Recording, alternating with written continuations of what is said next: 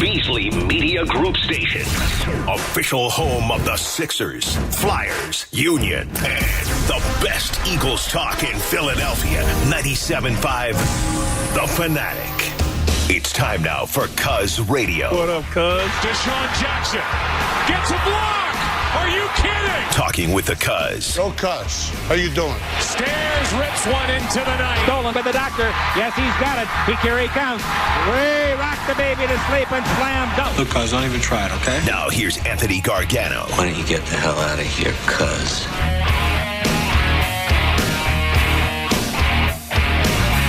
Good morning,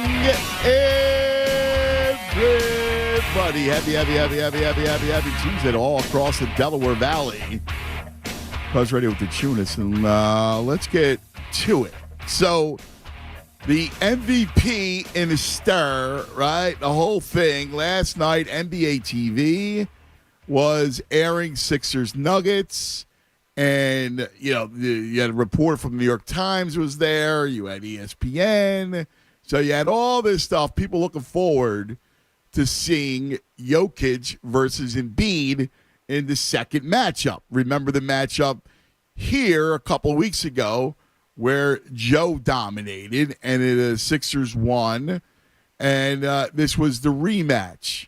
Well, as you know, as he's got a calf that's been an issue, and he does not play in the game because of the calf issue. And right away, it's like, oh, he doesn't show up. He's ditching Jokic.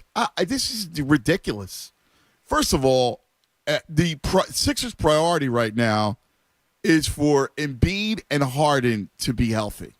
All right, I'm actually proud of Embiid for not putting himself and the MVP award over the being healthy and having to play.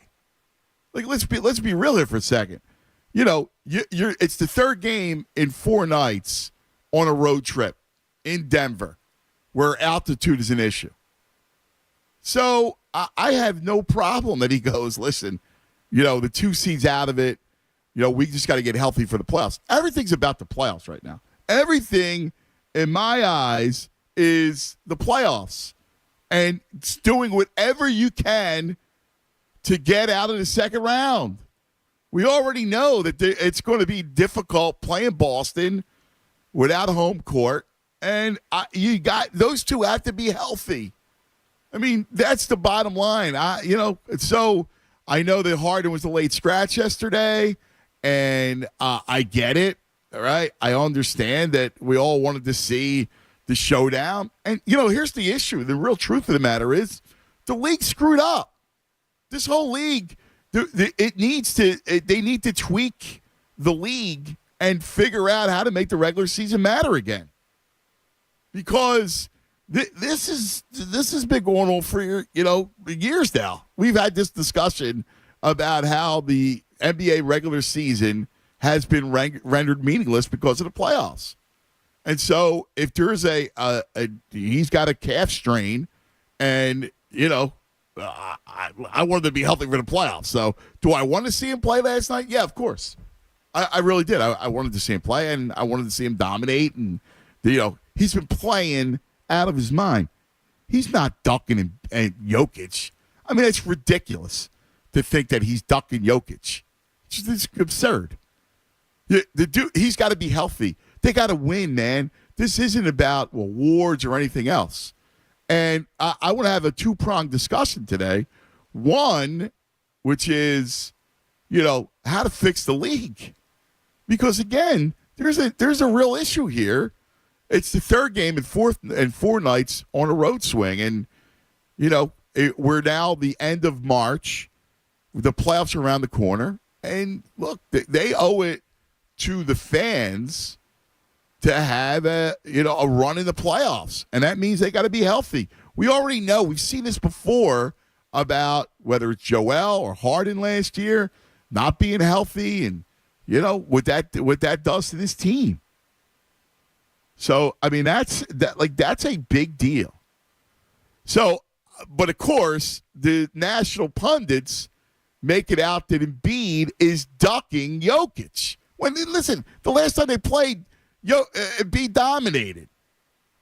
And it's ridiculous. Well, here's a column from the Denver Post that I'm going to read you. A guy named Sean Keeler writes this. He quotes a Philly fan, all right? And then he says, well, good luck, pal, especially with the last one. MVP are for dudes that show up. They show up on the road. They show up at sea level. They show up at altitude. They show up big where they're loved. They show up even bigger where they're despised. NBA TV showed up Monday night. The New York Times showed up. ESPN. Nikola Jokic showed up, dropping yet another triple-double for the haters to chew on in a 116-111 Nuggets win. But when high noon at Mile High came, in what was billed as a showdown between the top two centers in the league, Embiid was nowhere to be found. The real Embiid, anyway, the only place you could find a Sixers 21 jersey in blue or white or red at Ball Arena was in the stands or on the concourse for Philly fans. And so, they take their obligatory shot. And that's what a home columnist in Denver will do, because it's all about Jokic there, and it's all about, and it's funny, haters. If anything, Embiid's the one that gets the lion's share of hate. And the truth of the matter is, you know what? As much as I would say I would love for him to play, and I would love for the showdown, because I love the game, I need the Sixers to get out of the second round. So we already knew about this calf. And we already knew what the schedule looked like. And you know where they're at when it comes to the seed. I don't know what else to say other than that it's the right decision not to play. Because ultimately it's about the playoffs. And, I wish it were different. And I wish, the league was shaped differently. And, he was able to go. But it is about the playoffs. And until that changes, bleep the MVP award, quite frankly. And, it is what it is. It's not like, the guy, Embiid's not afraid of Jokic. It's ridiculous, right? Like, we already saw the head-to-head matchup before. But right away, because of this, in a league that is rampant for it, who gets the bullets? The Philadelphia player gets the bullets. And this is par for the course. This is par for the course when it comes to the Philadelphia assassination. Kendrick Perkins. Embiid is ducking that smoke. You cannot sit out this game. And then he does this whole thing. Joel Embiid is ducking that smoke.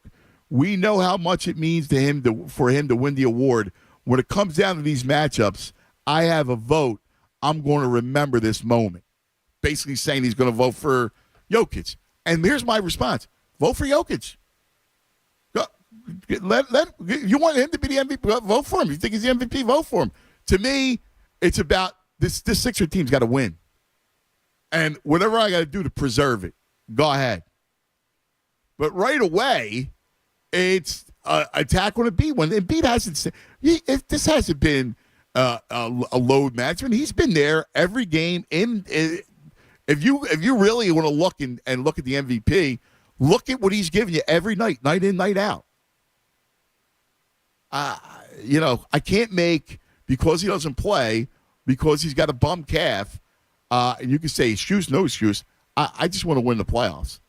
So I can't get behind this stuff. And the whole world is against us, and that's how it's always going to be. Good morning, Tunis. How are you ducking someone if the last time you faced up with each other, you scored 47 points and grabbed 18 rebounds?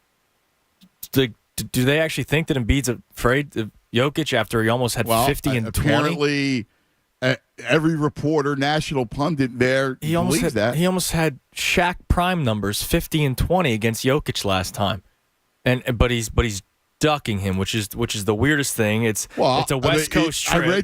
I read you the column in the Denver Post. Well, that guy's a loser, and it's funny. We have a guy listening right now who tweeted at the station. His name's Kevin.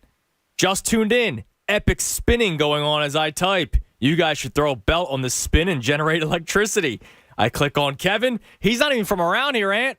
He's from out west. He's a Nuggets fan. He is tuning in just to hear our reaction to Embiid not playing last night. They hate the guy for some weird reason. We here in Philadelphia respect Nikola Jokic. He's a good ball player. But what Joel Embiid is doing, a lot of guys haven't seen this before. He had that game earlier this season, not against the Nuggets, where he had a stat line that we hadn't seen since Wilt. Why is this something that we all of a sudden ignore? The guy's been tremendous all season long. Am I upset as a basketball fan that March 27th, 2022, I did not see Embiid v. Jokic? Yeah, at the time I was upset. But as a Sixers fan who wants to see them make a run in the playoffs, wouldn't I be more upset if that calf never healed up? And then all of a sudden he's not right for the playoffs and they lose in the first or second round again?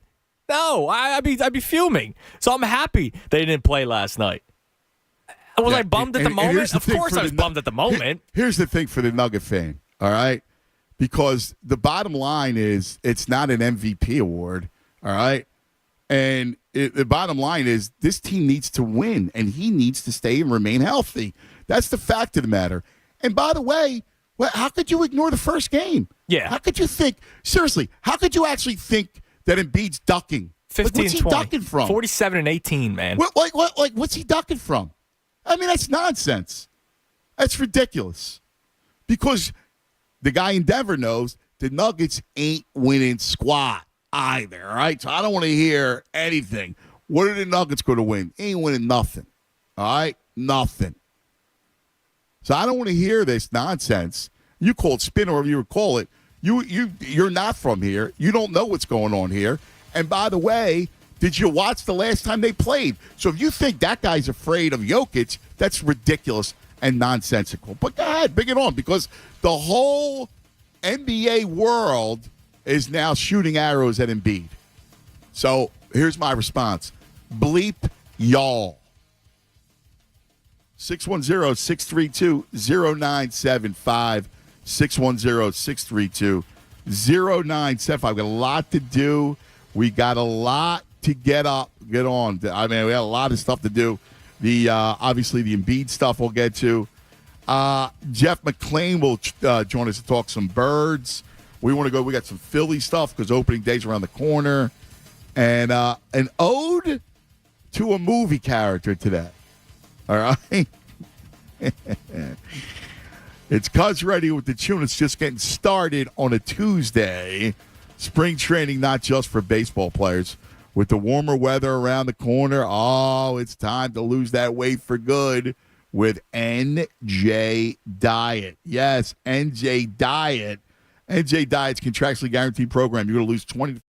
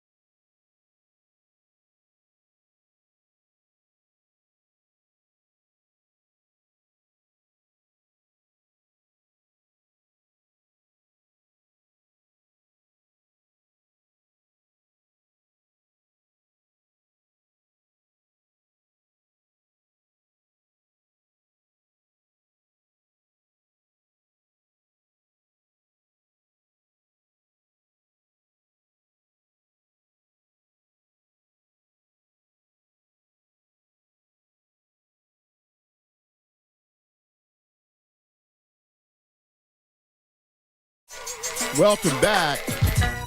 Cuz Radio Tunis. Again, I can't believe this nonsense, man. It's ridiculous. All of a sudden now, Embiid, who dominated Jokic, is what? He's afraid? I mean, give me a break. This is absurd. They got to win. There's time to win a title. It's not about the MVP, and there's all this nonsense about this ridiculous MVP award, which is completely. And look, I'll raise my hand. I'm guilty, and I'm a hypocrite because I've talked about it. All right, and I probably talked about it too much. So I'll raise my hand and say this is ridiculous. It's nonsense that all we're doing, this dominates the conversation all year long. One of the real issues, again, is the regular season is completely devalued. And since when you're locked in the seeds, and since it's next to impossible to try to get the 2 seed, what are you doing? If you're banged up, you gotta get healthy because you got no chance to win if Embiid is gimpy or tired or whatever, and Embiid's and Harden's Achilles is barking. Those guys need to be healthy. I mean, that's what it's about. It's 5 years. They got to get out of the second round. It's not about MVP and some Monday night game in Denver because NBA TV's there. Give me a freaking break, Tunis. Yeah, I mean, what are you going to do? Hang up MVP in the rafters? Like, that's great and all. I take pride in our players performing well, but I'd rather see a championship banner go up there than Embiid winning the MVP. And I'm sure most Nuggets fans would want that too, but they don't see it that way. They think that their team's good, and quite frankly, they'll probably lose in the second round. They're probably going through what we were going through the last couple of years, and enough is enough for us. We don't want to see that anymore. We want to see the next step. So go ahead. Good. If you guys want to throw a parade for Jokic, go for it. But by the way, it's just so funny. Paul Reed, by the way, right? Jokic is such a great defender. Paul Reed played well, right? That Paul Reed, who God bless the kid, right? But he just can't play the game. He's still learning how to play the game, right? Paul Reed had 16 points last night, shot 7 for 7, at 9 boards. Are you kidding me? Yeah, I mean that's ridiculous. And again, I keep on going back to it. Kendrick Perkins, who by the way has been an Embiid backer up until last night, apparently. I know. Saying he's ducking that smoke. And for everybody that's saying he was afraid, what's he ducking? He almost had 50 and 20 last game, and just attacked Jokic the entire time. That's what I don't get. If he if he shot 4 of 16. And scored 15 points and had 10 rebounds the last time they faced each other, and the Nuggets won on home court, on the Sixers court, and then he doesn't play against them last night. Do I go, oh, maybe there's something there to it? Maybe, probably still not. But the fact that he dominated him last time, how could that be your reaction? I mean, it's utterly stupid. It's stupid. Like, he's played, right? Not like he hasn't played. He played through the calf. Friday night against Golden State, he scored, 46? Yes. Friday night? All right. Then he plays this back-to-back against Phoenix and has to roll because of the calf, right? Still played 32 minutes against the Suns, right or wrong? Yeah, played sure 32 minutes, all right? Gives you 28 and 10. I mean, for real? Yeah, I mean, and then so now you're going to break his stones for not playing third game in 4 nights when it's the playoff run and it is what it is because of an MVP.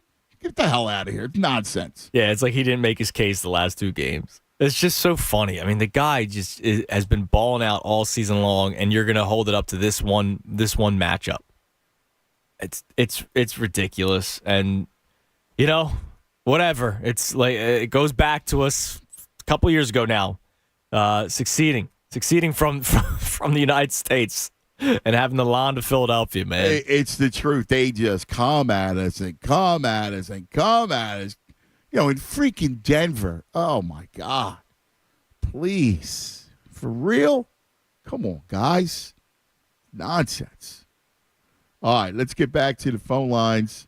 Or let's open the phone line, 610-632-0975. Damon gets us started. What do you say, Big Dame?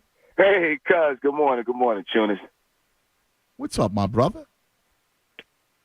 How you guys doing, all right? Good, buddy. Yeah, man. So all I have to say is January the 28th, all right? 47-17, I believe, 6 or 7 blocks. Are you kidding me? And for Perkins, the hot taker, to make that comment, that's ridiculous. And this is what I think happened, cuz I think when yesterday, whatever shoot around, and they said to him, let's just rest, because they know as well as we do, he plays hard. He would have gone hard at that guy last night, right? They said, look, let's just settle, let's get this calf right. Don't worry about it. And the media made it out to seem as if this matchup was going to prove who's going to be the MVP. It's already proven to me.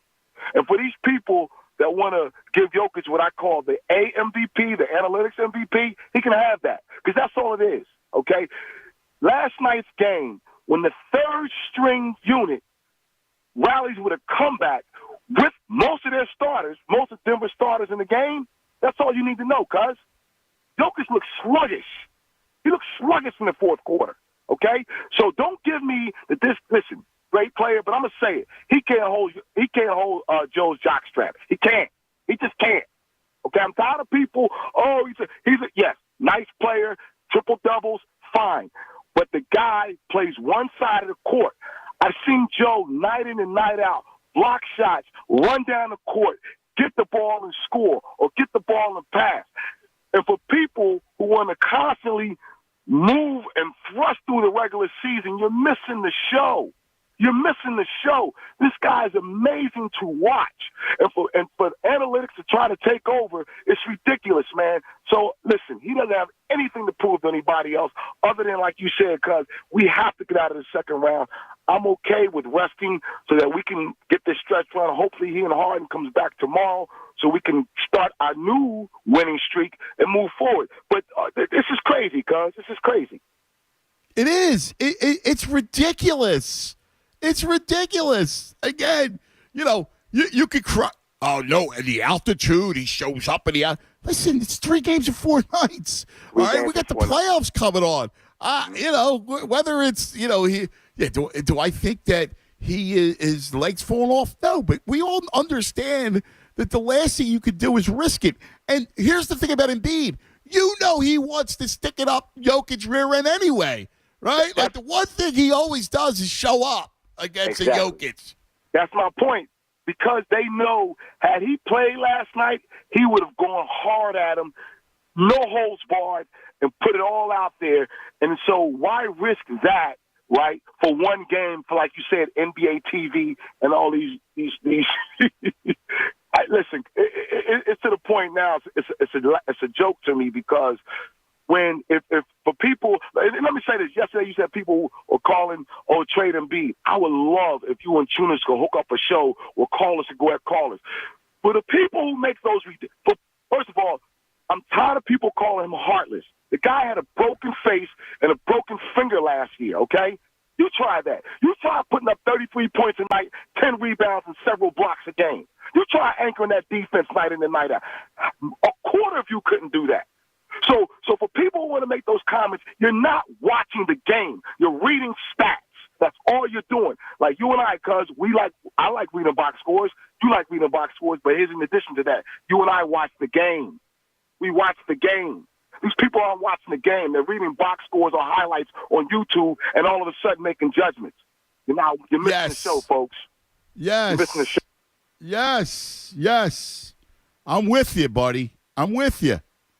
By the way, even if you were just watching box scores, you couldn't go wrong with Embiid's. I know. It's 40 points every night. It's 40, 10, and 6 every night. I know. So even if you were just doing box scores, but he's right. There's people that just, you can't win with them. Yes. What makes you say that? Like, I know you talk to guys all the time that say they're not going to win with them. What is the actual reason? Just you can't put an offense around him? Is that all it is? Dude, I mean, it's ridiculous. It's ridiculous. Let's go to Nigel. You're on 97.5 The Fanatic. Hello, Nigel. What's up? I'm Tunis. What's going on, man? How y'all feeling? What's going on, buddy? Listen, man, you know I always call my Eagles take, but I'm tired of this Embiid disrespect that's been going on since damn near he entered the league, man. Like, I don't understand how he's scared of Jokic, but every time we see them play each other, like, he's dominating. I know. It's just, I know. Like, seriously, like Perkins, out of all people, like, he's been riding the Embiid train all season, but since he did, it's like, and you keep beating up somebody, it's like, you're going to get tired of beating them up. You know what I'm saying? It's like that, and that's what it was last night. It's like you said, I'm ready for the playoffs. I just want these guys to be healthy, and for them to just throw that stuff out there like he's scared of Jokic. Just like, bro, did y'all watch the past couple games that they played against each other? Every time they played, Embiid owns them, papers and all. You know, and as far as these Philly fans that want to trade him and everything, man, they be the same ones complaining when we don't have anything to cheer about. It's like, I don't understand. Y'all want to trade our best player and just be mediocre for what? I don't get it, man. We in the business of winning championships, not trading our best players and putting them down. Like, you know what I'm saying? And I'm just tired of that, man. I just wanted to speak on that. And, you know, you guys have a good day, man. No, I feel you, brother. Thank you, man. You know what? I do. I feel you on it. It's ridiculous. Sheila, you're on 97.5 The Fanatic. Hello, Sheila. Morning. Good morning, and listen. Good morning, Sheila. You know how passionate we are as Philly fans, right? You know, we basically we ride or die. You know that's how we are, right? Yeah. There's another side to us Philly fans too, and that's the side that Jason Kelsey was singing about. We don't care. You know what I mean? Right. All of that crazy talk and petty talk, and we don't care. We just like keep it moving, right? So last night, Maxey and a bunch of guys almost beat them. Period. Maxey and a bunch of guys. And like your prior caller said, they had their starters out there. What does that tell you? I know. I mean, come Maxey and some boys and some guys. They almost beat y'all. You know what I mean? So just cut that out. Just cut that out. And the other thing is, Joel showed more maturity, professionalism, team spirit by doing what he did than I've seen him do in a long time. The guy is growing up. And that is what's going to get us past where we always go. And the fact that James Harden is sitting out is good. Listen, James is 85 years old. I'm being facetious. We need him to sit down too. So our best players were exactly where they needed to be, sitting. You know, we know what we're doing over here in Philly. We got this. But Maxey, you know what? Go ahead, What you said. I just want to go back to what you said, which is, I see it the same way, which is, again, it's not about the idea of MVP or individual stuff. It really is about, you know, he knows he has to win. He's trying to get and you can see it. You see his play is different. His play is not selfish. It's not, you know, self-aggrandizing. It's there to try to. He wants to win. You can see it. I feel it from him. I really do. No, he's a different guy. Period. This season. I mean, really, because a lot of that, that behavior stuff, it got on my nerves. A lot of that moping, but he has grown up. And let me tell you something. It's a lot of people at 45, 50 years old who can't grow up like that. It's the fact that he has grown up. He's only 29. He's really in it to win it. I mean, like, that is admirable. And we're in this thing, like I said, to win it. But was that not the Maxey show last night? Did he not look like AI? Yeah. It was so good. I know. He does it. There are times when he does remind you of him because he plays with like a joy, you know? He plays with a joy. Oh my goodness! My son texted me last night, and he said, "Mom," he said, "Maxey is just a good basketball player, ain't he? He is. He's just a good basketball player." And I love you. I love you too, Sheila. Good stuff. Thank you. I mean, you know, Tunis, like, the one thing you can't argue is that he's been busted at both ends of the floor.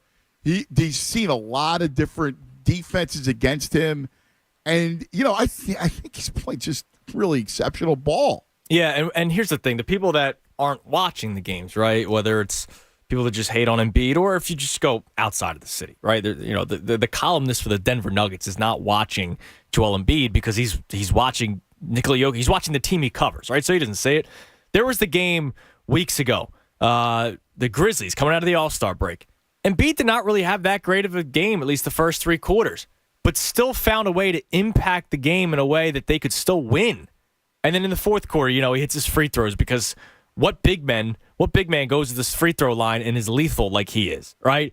So he's still able to still find a way to play well in the game, well enough to help them win, and played some great defense, had some great defensive moments, was able to help free things up for James Harden. Just the way that he plays, even if he's not having the best night, he can still impact the game for them to win. And we've seen that all season long. They have 49 wins this year, dude. That's amazing, isn't it? Nikola Jokic and the Nuggets, they only have 51. They got 2 more wins than them.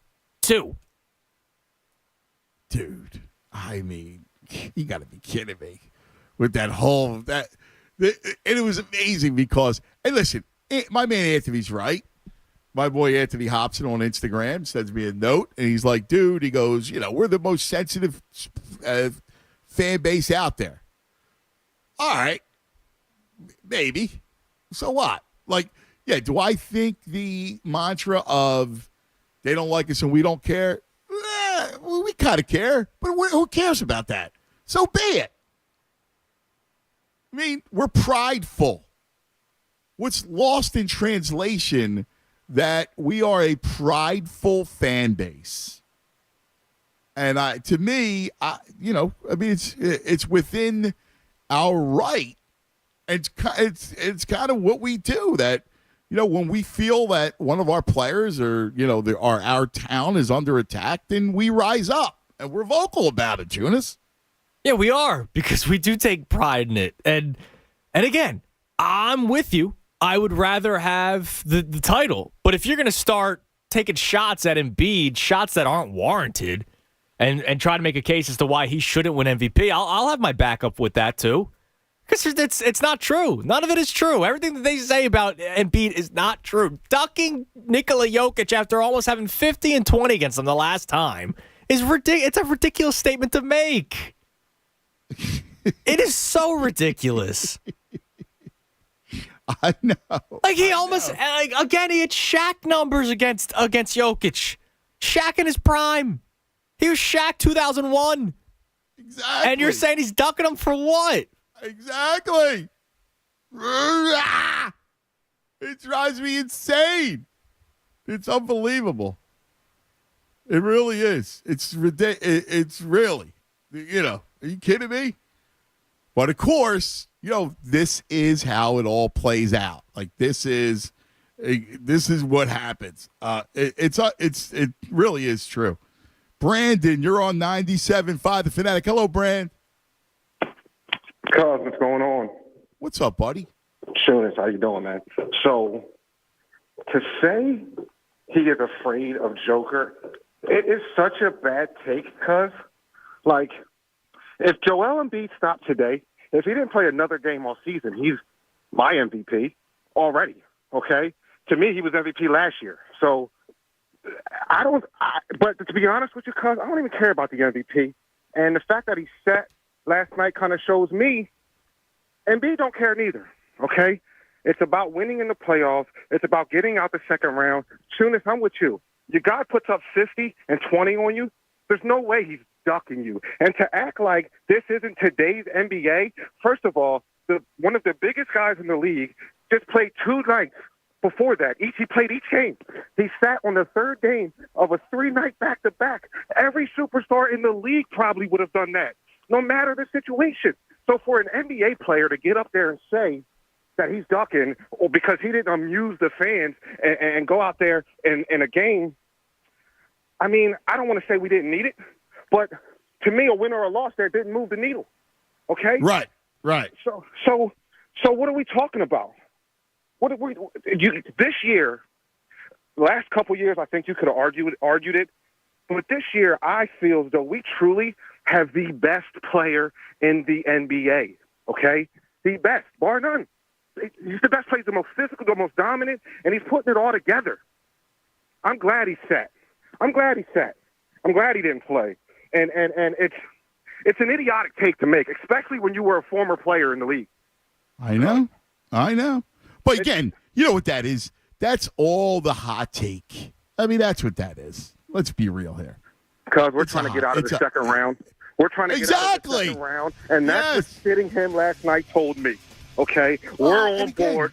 We're on the same page as a city, as a team. We are trying to get out of the second round. You let Joker have another MVP. That to me, he really. I mean, you want to? Quite frankly, I mean, not for nothing, but Giannis, who gets no match of the MVP, Bucks are going to get the 1 seed, right? Because you tell me one superstar that probably would have played last night on the 3. Exactly. You tell me one. Exactly. One guy that would have played, a superstar that would have played on that third game. This is the league we're watching today. I know. Brother, you're right on, man. You're right on. All right, sit tight. 610-632-0975. 610-632-0975. That's how you reach us. Cuz Radio, the Judas, on a Tuesday. All right, let's talk about a new vehicle. Would you like a new vehicle for the spring? All right.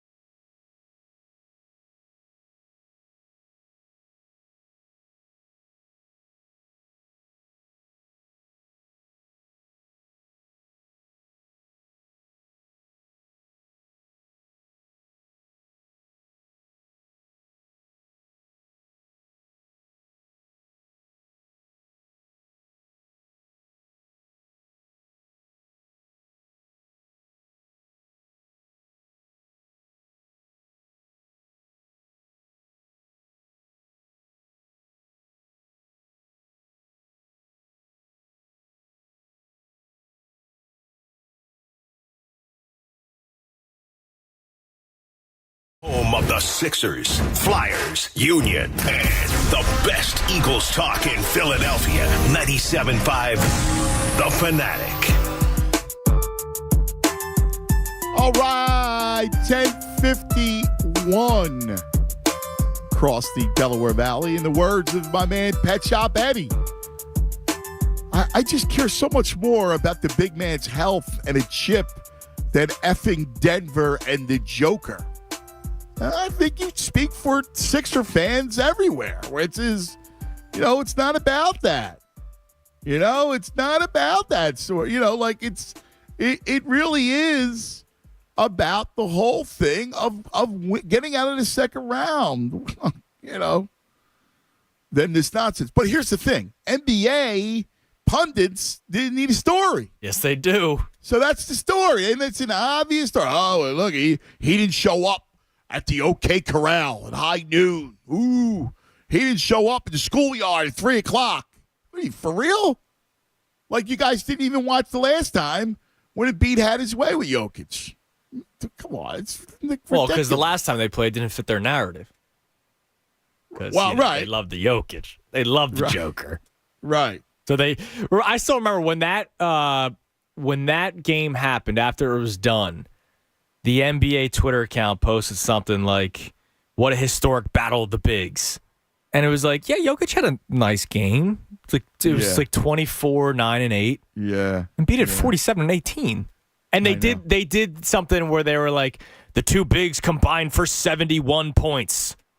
Well, and beat it 47 of them. Yeah, don't. You can't do that. You can't try to fit the narrative the way you want it to. But that's what they do. Oh, that's great. That's fantastic. Will Chamberlain and so combined for 110 points last night. Oh, that's great. Isn't that fantastic? Oh, my God.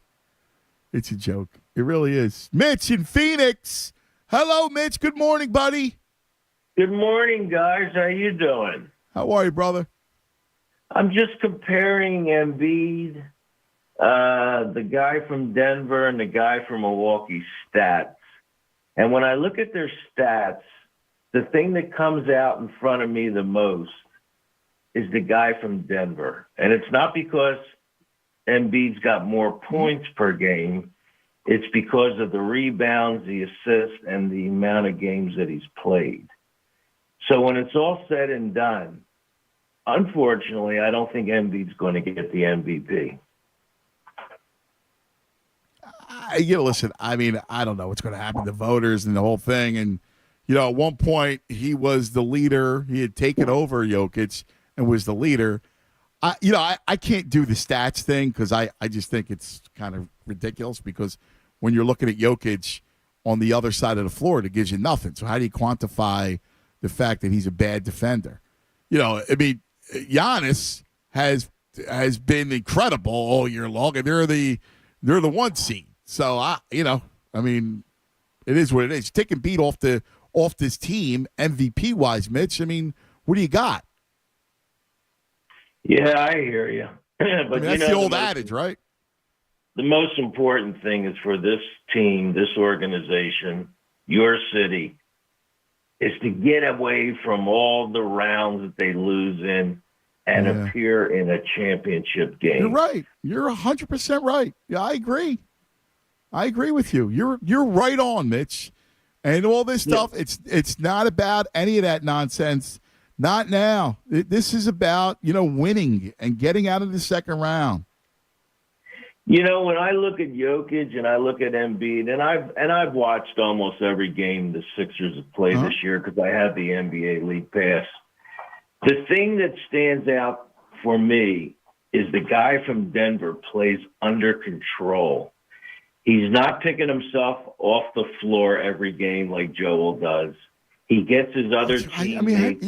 I don't see that, dude. I'll be honest with you. He's not been floppy. If you watched him over this season, he's played in control. They run at him. He hasn't done that. I went to the game Saturday here in Phoenix. Uh-huh.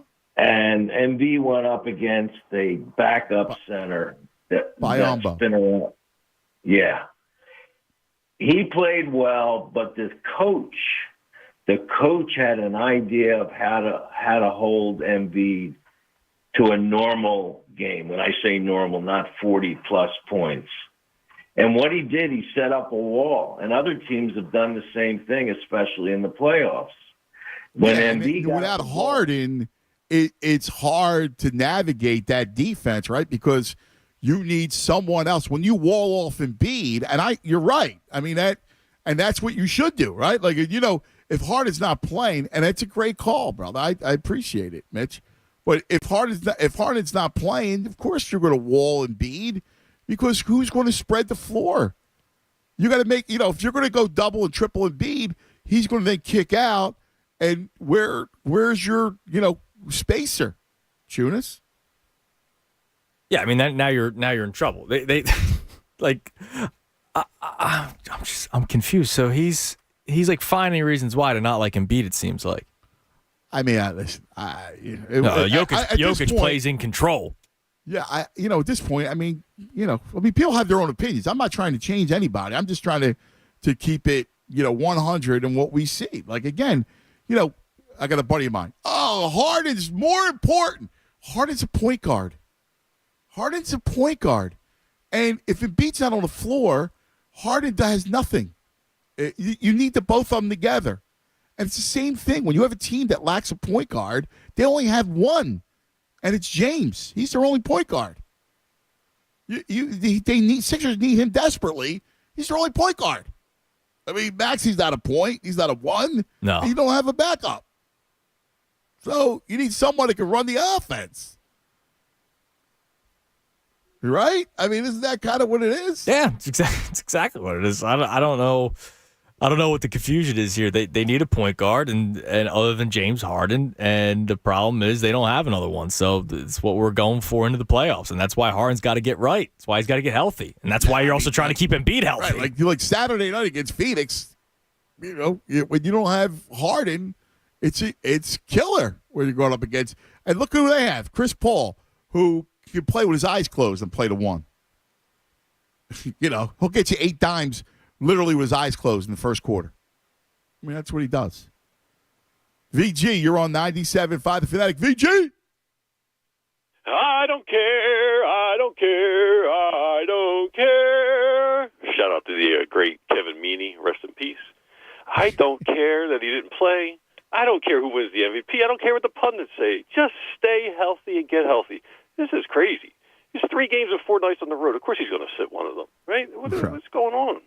Exactly. I mean, J.J. Redick, first take, he was pretty good. He just said, obviously at this point in the process, the most important thing in Philadelphia is that they win the conference finals. Like, this has nothing to do with anything. Who cares? That's right. That's spot on.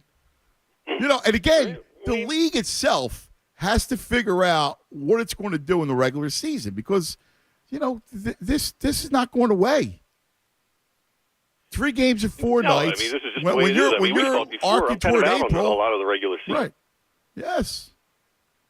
And, it's the truth. They're not getting a number 2 seed, so let's just get them healthy. I'm starting to worry about the number 3 seed with Cleveland winning. Like the games are winning. The Sixers got a tough stretch coming up. Dude, I hear you. So with all this nonsense, we got 2 days, buddy. I'll be 2 days until baseball. 4:05. Baseball. Ready to go. I've been looking, man, so jonesing for this.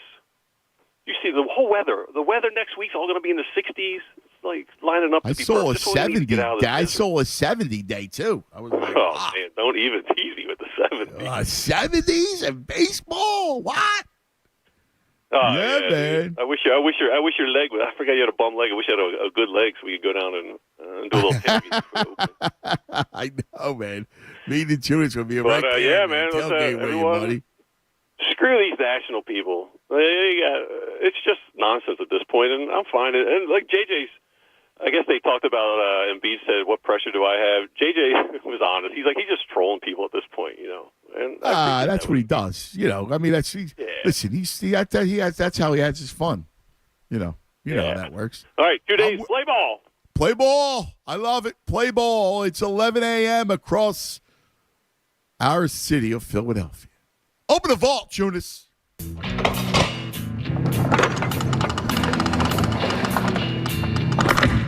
know, when we began opening this vault nearly 2 hours ago, we had no real idea what we'd find inside. As it turns out, we haven't found very much. All right, beautiful day of the vault because we have a little bit of everything. We got birthdays, we got this day in history, we got something that took place in Philadelphia that's not 4-for-4 related this day in history.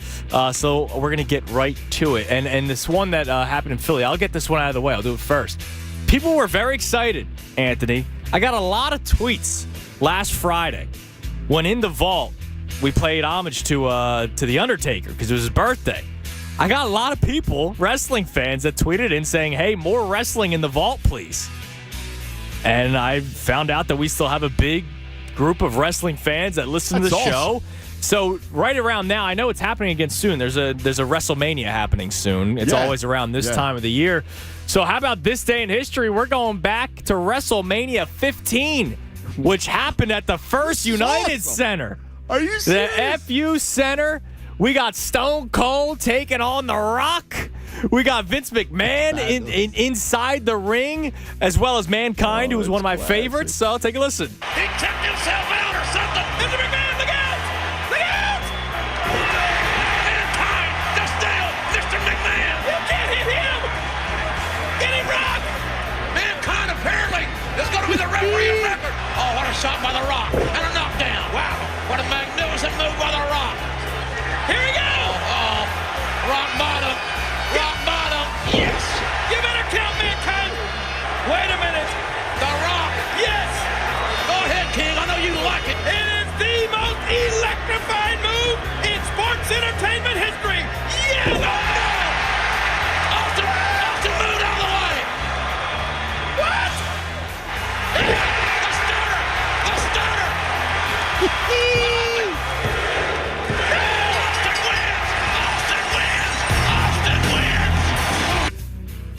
The most electrifying move in sports history. That's fabulous. I love it. Better than Bryce Harper's, eventual game-winning home run in the NLCS. That's classic. That's great. So that was this day in history. WrestleMania 15 happening in Philadelphia. Your boy The Rock was in it. I know you're a fan of The Rock. I do. I love The Rock. He's in Hollywood now. Stone Cold Steve Austin in Hollywood now. A lot of these guys seem to be in Hollywood now. They must be good actors or something. Moving on. So the internet was broken a little over a year ago, and we actually played the clip that broke the internet a couple of weeks ago because it was the day in history 1 year later from when Will Smith smacked Chris Rock in the face on the stage. Well, 1 year ago today was the apology video of Will Smith. I spent the last 3 months replaying and understanding the nuances and the complexities of what happened in that moment. And I'm not going to try to unpack all of that right now, but I can say to all of you, there is no part of me that thinks that was the right way to behave in that moment. There's no part of me that thinks that's the optimal way to handle a feeling of disrespect or insults. Your thoughts? I mean, seriously? I mean, I zoned out of that nonsense when he talked about the nuances and complexities of what happened. Dude, you smacked the guy. All right, give me it's really not that big of a deal. I mean, would you stop? They made this such a big deal, and not they as in Chris Rock and Will Smith, but a lot of people in Hollywood. I mean, by the way, they did too. Like, Will Smith went right into it. Stop. The whole thing's ridiculous. Oh my God, it really is. I mean, it's not. The only thing more ridiculous is the lawsuit against Gwyneth Paltrow on the slopes in Colorado, that the optometrist is suing Gwyneth Paltrow for brain damage and all kinds of things because Gwyneth Paltrow, who must weigh 100 or maybe 98 pounds. Right, exactly. I've never been hit that hard in my life. Yeah, acting like it's Brian Dawkins coming. Exactly right. It's Gwyneth Dawkins. All right. G-Dog. Hey, you gotta be kidding me. We got G-Dog. G Paltrow. Are you gotta be kidding me? This is so ridiculous. And then they cover it, right? Like all the news shows. And let's go to the legal analyst. What'd you think of the testimony on the stand? What? The guy's a money grab, and she's a rich, actress. Like, who cares about these people? It's amazing, man. It really is. That's why you wonder why we're going to hell. Right. All right?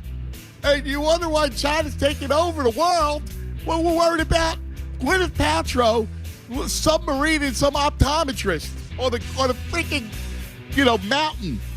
God, like he's destitute. He's with all these rich people, and all next thing you know, she's barreling into him. Like, oh, you got to be kidding me. It's such a nonsense. Oh, I hate it.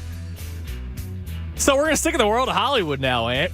But this is a good one. This day in 1977, Ant, a movie was awarded Best Picture by the Academy. Fight set. Listen to me. I want to be your manager.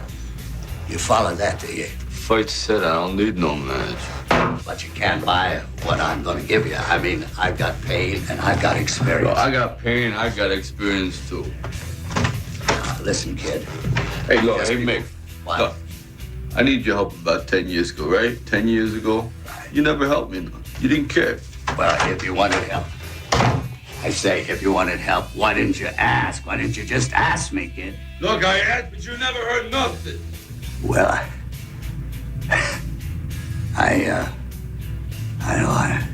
I'm 76 years old. It took me long enough to get you. You 10 years to come to my house. Huh? What's the matter? You don't like my house? My house stink? That's right, it stinks! I ain't asked no favors from you. What about your prime? What about my prime, Nick? At least you had a prime. I ain't had no prime. I ain't had nothing. Legs are going, everything is going. No one's getting them nothing. Guy comes up, offers me a fight. Big deal. Want to fight the fight? Yeah, I'll fight the big fight. I wouldn't want to fight that big fight. Who's gonna happen to me? I want to get that. I want to get that. And you want to be ringside and see it? Do you? You want to help me out? Huh? Do you want to see me get my face kicked in? Legs ain't working. Nothing's working. They go on, fight the champ. Yeah, I'll fight him. My face kicked in. And you come around here, you want to move in here with me? Come on in, it's a nice house. Real nice, come on in and move. It stinks. 1977, Ant, Best Picture. Dude, by the way, think about that scene for a second. That was great acting. Oh, it was. I mean, that was actually brilliant acting. It was so perfect. Why, you want to watch me get, I want to get this. Yeah. I want to get my face kicked in. Legs don't work. Like, that is brilliant. It's such a good movie. It really is. And I know people like to make fun, and we have fun saying some of the ridiculous lines, but it's such a good story. Well, that story by itself was just brilliant. I mean, even 2 was very good in how it in the evolution of the character. When he tries to retire, and he's trying to do a commercial and he can't read. Tamil Manley. Right. Like, God, listen, that's all. That's good. That's where it should end. No 4. Come on, man. No 4. 4 is stupid. All right. I mean, how dare you? Listen. If he dies, he dies. Come on, man. And even 3, when all of a sudden he speaks the king's English. I mean, oh man, like that's who he was. Do. Right, like who he was this. 10 years ago, I need your help. Now I'm a broken down guy. Living in some, apartment with that, the refrigerator, the ice box. That's awesome. That's the character. That's a great character. Don't worry, I'll call Paulie. He opens the window. Yeah. Yo, Paulie, your sister's with me. Moving on. We have a birthday to celebrate today. One Vince Vaughn. So I have the I like Vince Vaughn. I have the good and the bad. So we'll start with the good. This was him talking about dating in the movie Wedding Crashers. I've got the perfect girl for you. Janice, I apologize to you if I don't seem real eager to jump into a forced, awkward, intimate situation that people like to call dating. I don't like the feeling. You're sitting there, you're wondering, do I have food on my face? Am I eating? Am I talking too much? Are they talking enough? Am I interested? I'm not really interested. Should I play like I'm interested, but I'm not that interested? But I think she might be interested, but do I want to be interested? But now she's not interested. So now all of a sudden I'm starting to get interested. And when am I supposed to kiss her? Do I have to wait for the door? Because then it's awkward. It's like, well, good night. Do you do like the ass out hug? Where you hug each other like this and the ass sticks out because you're trying not to get too close. You just go right in and kiss them on the lips, or don't kiss them at all. It's very difficult trying to read the situation. And all the while, you're just really wondering, are we going to get hopped up enough to make some bad decisions? So he's great in Wedding Crashers. Great in the internship when he's at Google with Owen. Great in the breakup with Aniston. He's great in all these movies. But he wasn't that great in a show that you and I really liked. And season 2 was a bit of a disaster. So here's Vince Vaughn trying to act tough in True Detective. Jesus, buddy, what was that about? Oh, God, thank you. Why would somebody come after you like that, guy? I mean, that was crazy, right? No, they just... What did you do to piss somebody off? Can you think of anything? What does that mean? I don't know what that means. I'm asking you. What you might have did to get guys like that after you. What, do I know you? I've never seen you before, but I saw the whole thing, and I wish we could figure out what you did. Like some kind of behavior that guys like that would have issue with. Like mouthed off or made a gesture, or you run a book and Vinci sweatshops. What? Is that what this is? Is what is? Is that what you think this is? It just seems to me like you pissed off some serious people. Maybe you ought to take more care. That show was so disappointing. Oh, it was terrible. That season. It was so disappointing. Especially off of the first one. It was so good. Amazing with McConaughey and Woody Harrelson. It was so good, and then that was just a disaster. It was. I remember thinking, wow, this is some of the greatest TV I've ever seen. All right. Right. You had the Lone Star beer. Yeah. Like, I mean, McConaughey was amazing in that. He was great, and then it was just a mess after that. But happy birthday to Vince Vaughn. I'll play one more. Vince Vaughn. I mean, all his comedy stuff. He's a great. sportsman, too. You can tell he's a sportsman. Yes, he is. I'll play one more Rocky scene for you before we get out of here. Hey, you got something for me? Yeah, there was some guy here from Miles Juergens looking for you. They need sparring partners for Apollo Creed. Put me on. There's a car. When was it here? About an hour ago. They'll probably look for sparring partners for Creed, you know? I said that before, you dumb... You know, I've been coming in for 6 years. The 6 years you've been sticking it to me. I want to know how come. You don't want to know. Yeah, I want to know how come. You want to know? I want to know how. Okay, I'm going to tell you. Because you had the talent to become a good fighter. And instead of that, you became a leg breaker. Some cheap, second-rate loan shark. It's a living? It's a waste of life. Wow. That was pretty good, too. It's a living. That's what I said. Burgess. That's another great scene. Are you kidding me? How about when he puts his locker on Skid Row? On Skid Row, yeah. I have that one buried somewhere. Right? It's Dipper's locker. Mickey told me to bag it. Put my stuff on Skid Row? Mickey told me to bag it. All right. 610-632-0975. 610-632-0975. All right, coming up, we're going to continue with all of our stuff that we want to get to, all right? Like all of our stuff that we need. And, the Sixers, and I got some Philly stuff for you. We got Jeff McClain coming up at 12:20. But in addition to that, speaking of movies, I just got 2 words to say. John Wick. All right? We got to talk John Wick. I need some answers. All right? John Wick $73.5 million this weekend. And it crushed Shazaam. So I actually want to do that. We'll continue with the Embiid stuff. Obviously, the Phillies, and we're going to go over a little exercise going over the depth chart between the Phillies, the Braves, and the Mets. So that's all coming up. It's Cuz Ready with the Tunis right here, 97.5 The Fanatic. Do you Wick?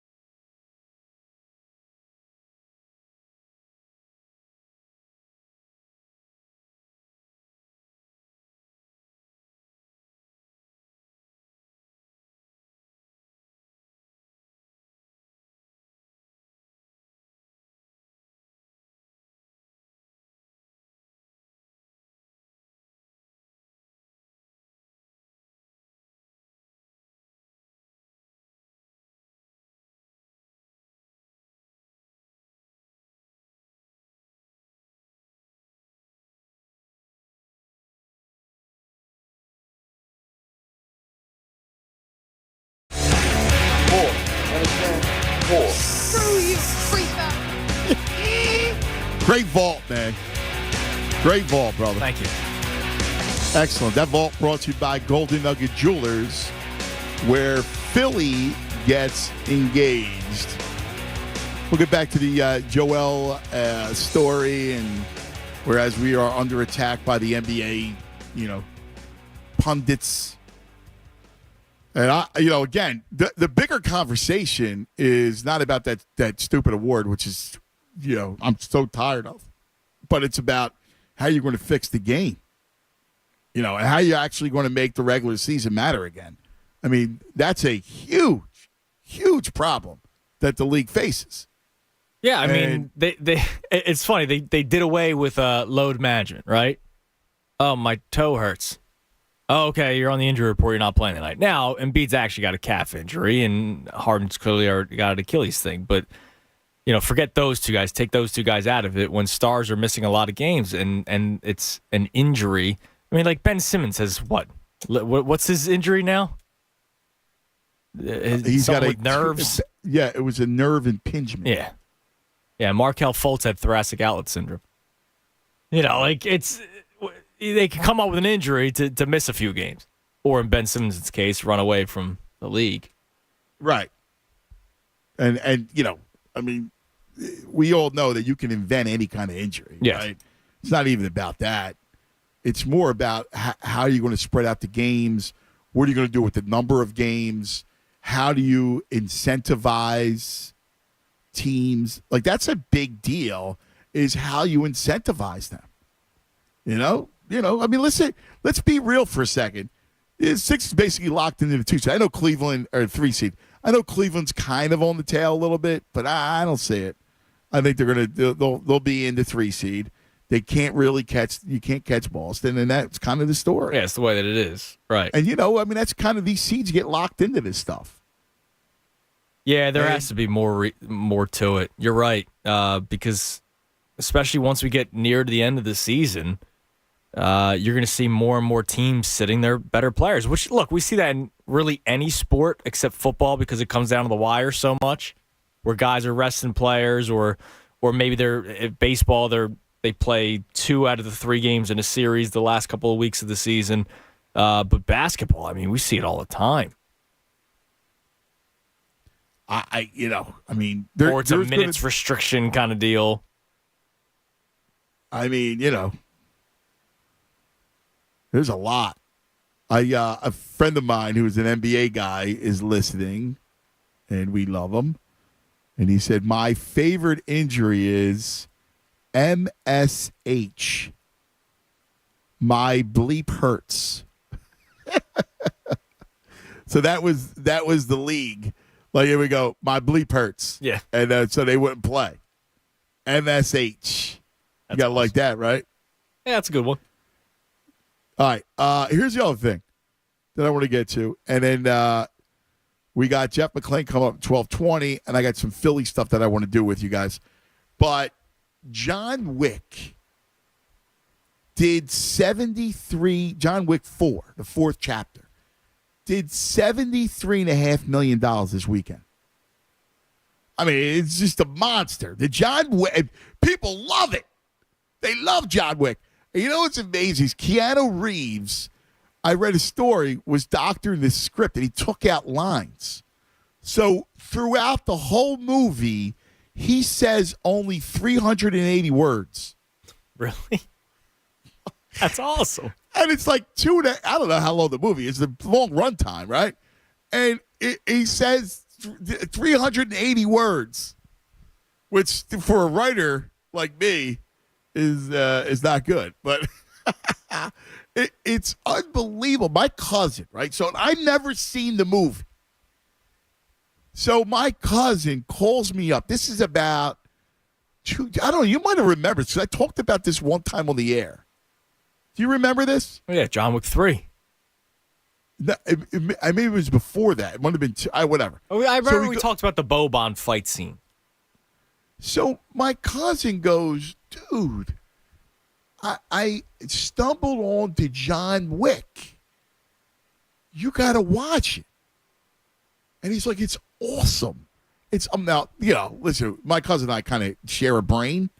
right? Like we're very close, and we have very similar taste, and we think really alike. We joke around that we share a brain. And he's like, dude, you got to watch John Wick. And it's been on my list forever.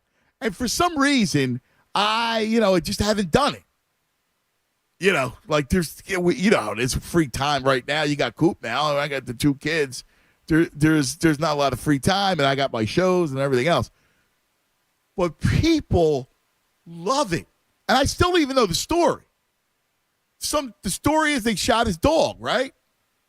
Did you see them? I've not watched one of them.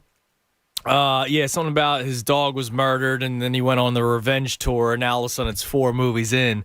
So to me, it's I don't want to call it a money grab because I don't want to be disrespectful to my quarterback, Keanu Reeves, because, he's my quarterback from the replacement, so I can't be disrespectful to him. But it seems like it's just, a flick of just violence, which I think people like. And it's one of these easy movies to watch, right? Like, I'll compare John Wick in terms of every time it comes out, people are going to go to the box office to watch it, to like a Fast and Furious. Fast and Furious has gotten ridiculous. They're fighting in space now. I was never in on the Fast and Furious. So I wasn't either until a few years ago. I was still living in the Northeast. Christy and I were dating, but, we weren't living together, not engaged, not married, no kid. And me and my roommate, Jimmy, we went out the previous night and came back at God knows what time, feeling like awful. You know what I mean? You wake up the next morning and we're both on the couch and you put on the TV and the first thing that's on is Fast and Furious 1. And I'm too lazy to even hit the next button, right? So I just leave it on. Before you know it, Fast and Furious 2 comes on, followed by 3, followed by 4, followed by 5. I watched all 5 of them in one day. I could see why people like them. I'm not really locked into the story all that much, but there's a lot of action that's going on nonstop, and it gets to the point where the action is ridiculous, and you start laughing about it. I would imagine that's kind of like John Wick at this point. That I'm sure some of the scenes where the guy's killing people, or it gets to the point where it's comical, and you go, "How did that even happen?" That would be my guess. But it's easy to watch. Like that's a movie. Yeah, I heard it's great though. The people my cousin. Listen, he said it's incredible. He said it's actually great. All right, so the Fink checks in. He signs off on it. So I trust the Fink. I do too. But this is what he says at the end. It's just pure action and mayhem the entire time. So that's exactly what it is, right? Like if you got an hour and a half, 2 hours to kill, and you don't want to think too much, and you just want it to be easy, and you just want to have a good time and probably laugh and be like, whoa, how did he do that? Which I'm a fan of, as you may know. I could probably put that on and enjoy it. That I got to tell you, people, they go nuts over it. So listen. I could be a bit of a snobby TV movie person, right? Because I kind of like a lot of varied taste. I like fun too, and it's funny because when my cousin says it, I know I like it. Now Devon checks in on the text board. It's the best, and it's funny. Millie, same thing. Millie said it's not just a dog, it's John bleeping Wick's dog. Yeah. That's fantastic. He said John Wick is like Game of Thrones to people who didn't watch Game of Thrones. Once they watch it, it's like a whole new wow factor is unlocked. That's fantastic. So here we go. I'm getting more. This is from Caleb. Not only did they kill his dog, which was a gift from his wife after her death, they also stole his car, which was a gift from his dead wife. So he was a former assassin and gets back into the assassin life. Right, because he lost his wife, yes. And then that was, The bro is not just the dog. bro checks it. John Wick is awesome. Dude, the cult of Wick is unbelievable. Like $73.5 million in a weekend. Because that's an easy move to go like, yo, bros, Like you want to go? They smashed. John Wick smashed Shazam. Yeah, because that's, you take your kid to see Shazaam, but you go with the bros. You go with the boys. I got to get the boys. You roll up. Let me ask you guys a question. Because I don't mean the boys as in your kids. I mean your friends. That's a go to the movie and watch. But let me ask you a question though. Can my boys watch it? I know there's gratuitous violence. I've never seen it, but that's what I would imagine. But obviously we watch the Marvel movies. So can Anthony at 13? Probably Anthony. The Marvel movies is like fighting and superheroes though. This is assassination and guns and knives and grenades and explosives. But is it cartoonish? Like, you know what I mean? Like, is it, look, I don't know. I would imagine that it is. I got to watch it. So the Merchant checks in. Both of you are doing yourselves a disservice by not watching any of them. Story is deeper than it looks to. Stunt sequences and action are fantastic. I'm all about it. I'm not saying I'm never going to watch it. I bring it up on purpose. Right. Because it is such a phenomenon and it's funny because I've been meaning to watch it ever since my cousin a couple years ago stumbled on them and started watching. He's like, dude, you got to watch this. It's awesome. Highly entertaining. So I'm all about it. I'm just asking for, what makes it so great? What makes Wick? Like, what makes him so great? Because, I mean, listen, this is the fourth. There's going to be a TV show. They're already talking about the fifth installment of it. Yeah, but my question is, when does it get too far? For the Wick fans that have actually watched it. I don't know. Because Fast and Furious, 65, they're now fighting in space. Like, that's, come on now. Like, what are we doing here? But I know people are still going to go and watch it.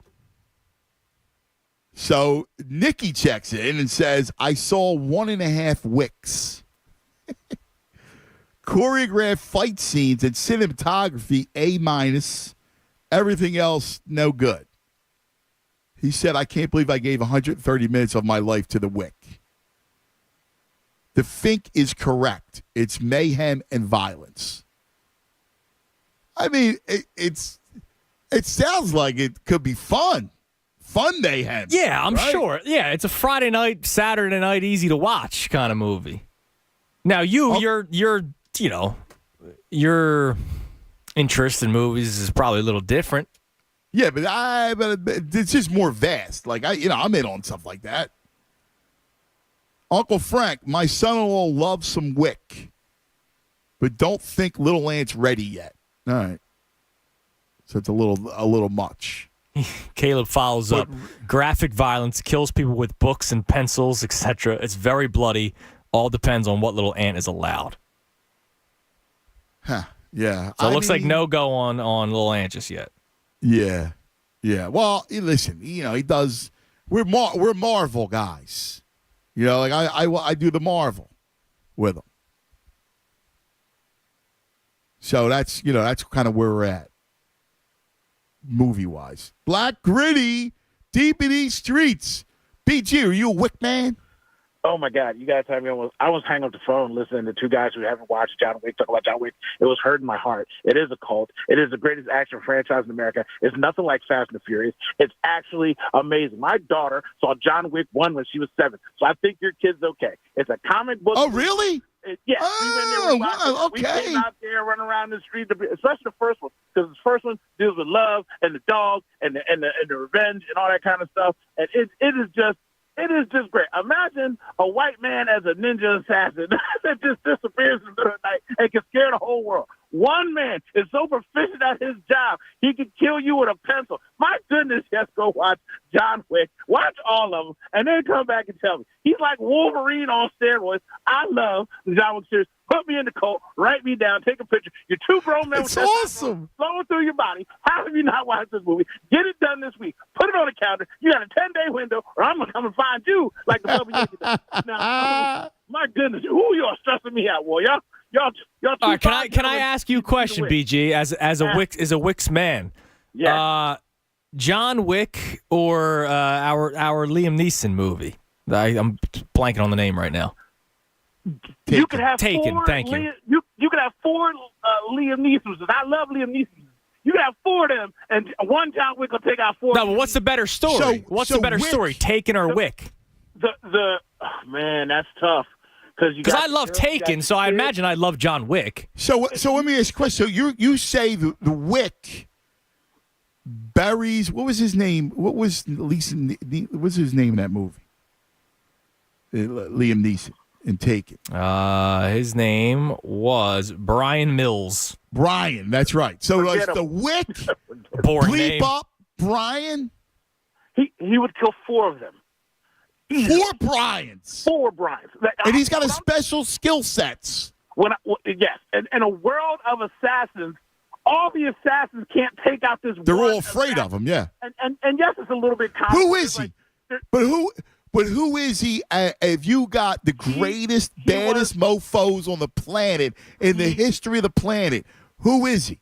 He was a Russian orphan, picked up by an oligarch assassin family, trained in Krav Maga at the age of 3. Had to freaking burn. Man, I'm watch the movie. I'm telling you. I'm curious. This guy was born and raised to kill and pluck from obscurity and became the baddest person on the planet. Again, sounds like Bane from Batman. So he's Bruce Lee meets a Russian, killer. Yes. Meets. Okay.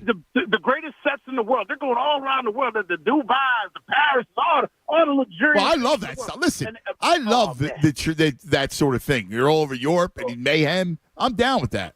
Yeah, the first one's the best. Then the second one, the fourth one's better than the third, and then so forth. But they're all really good. They're all really good. Right. And again, you'll laugh at like 2 parts that are like, oh, that's ridiculous. But then you got to remember it's a comic book, and you go on about your day. But it's not Fast and Furious level. Anyway, we're sports stuff. Y'all have me stressed out, boy. That whole conversation had me stressed. Joel Embiid. Well, that's the point. You gotta shed light, enlightenment. I want to I know. This is where we share our stories together. Yeah, and when you sit down with both the boys, you just tell them like, hey, look. This is a comic book movie. Another's real. Let's just enjoy it and see how it goes. After you watch the first, then you'll judge how the kids are. But like I said, my daughter saw when she was 7, and she hasn't assassinated anybody yet. She's 16 now. So, I mean, we're doing all right, Right. But Joel Embiid, he wasn't ducking anything. If he's ducking anything, he's ducking the Denver mile-high altitude with an injury. Because when you're running up and down the court and that altitude is messing with your body, that's why them sitting Harden was smart. So I'm like, well, why are they not sitting Harden? And they end up sitting Harden. At the end of the day, I want to just do bubble wrap for the last 20 games because all I want is health going in to the playoffs because we've got to be healthy and make a run. So I get people being upset and people being mad. The national pundits are going to do what they do. They eat chalk every morning trying to come up with something that's not dry. So they make up their stories. They're going to do what they do. I get it. But right now, the health is the most important. Yes. Amen, BG. Amen, Black Gritty. I agree. Completely agree. I don't know who you are. I don't know what you want. If you're looking for ransom, I can tell you I don't have money. But what I do have are a very particular set of skills. Skills I've acquired over a very long career. Skills that make me a nightmare for people like you. If you let my daughter go now, that'll be the end of it. I will not look for you. I will not pursue you. But if you don't, I will look for you. I will find you. And I will kill you. Good luck. Damn. Dude, I mean, come on. That's damn. Is Wick better than that? And Black Gritty says that Wick would take out 4 Bryans. And, Brian was nasty. Brian was nasty, dude. That was a good storyline. I mean, when he went into so he lost the his family for a Albanians, 3rd time. Then I was like, all right, dude, come on. Yeah, well, when he goes into the Albanians, the one dude, I mean, his neck was like the width of a basketball. We're all You know what I mean? His head like a basketball. And he had the 5 o'clock shadow. Yes. And all muscled up. We are all Marco. And yes. And Brian's like, bleep you, mofos. And goes right in and cleans house. I have to watch that and Wick and then compare the two. Dude, you know what I got to do. You know what we're going to wind up doing that I want to cook up is the baddest mofo competition. The Goatless All returns this Friday. The baddest mother fathers on the planet in the history of cinema. All right. Let me tell you about Royal Billiard and Recreation. The new Royal Billiard showroom is open. Yes. It's open. 515 Bethlehem Pike.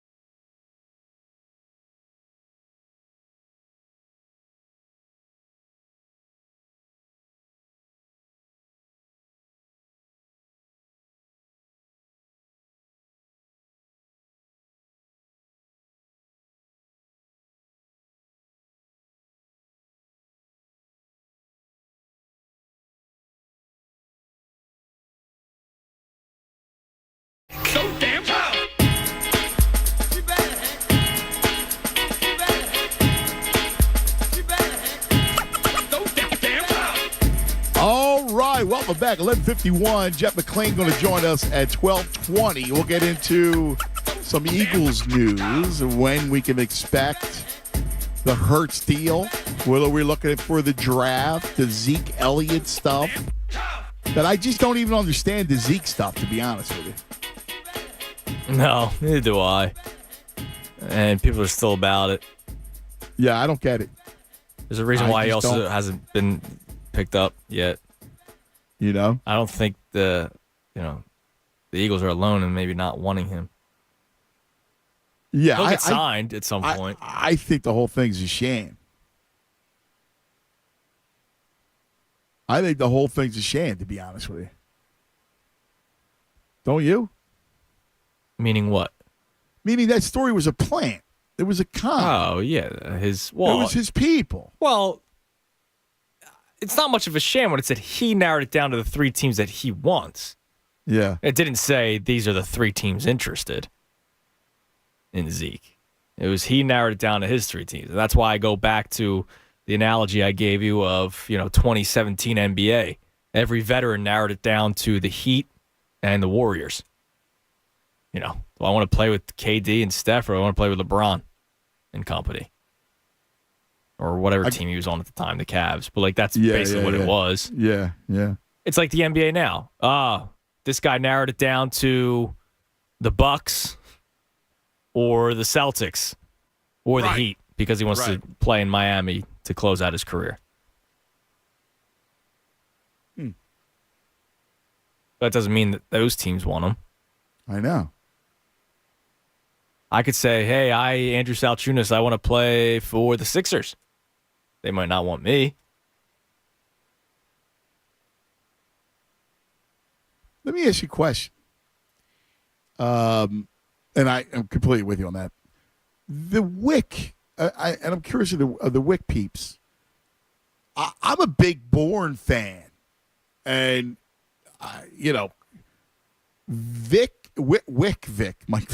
Wick v. Bourne.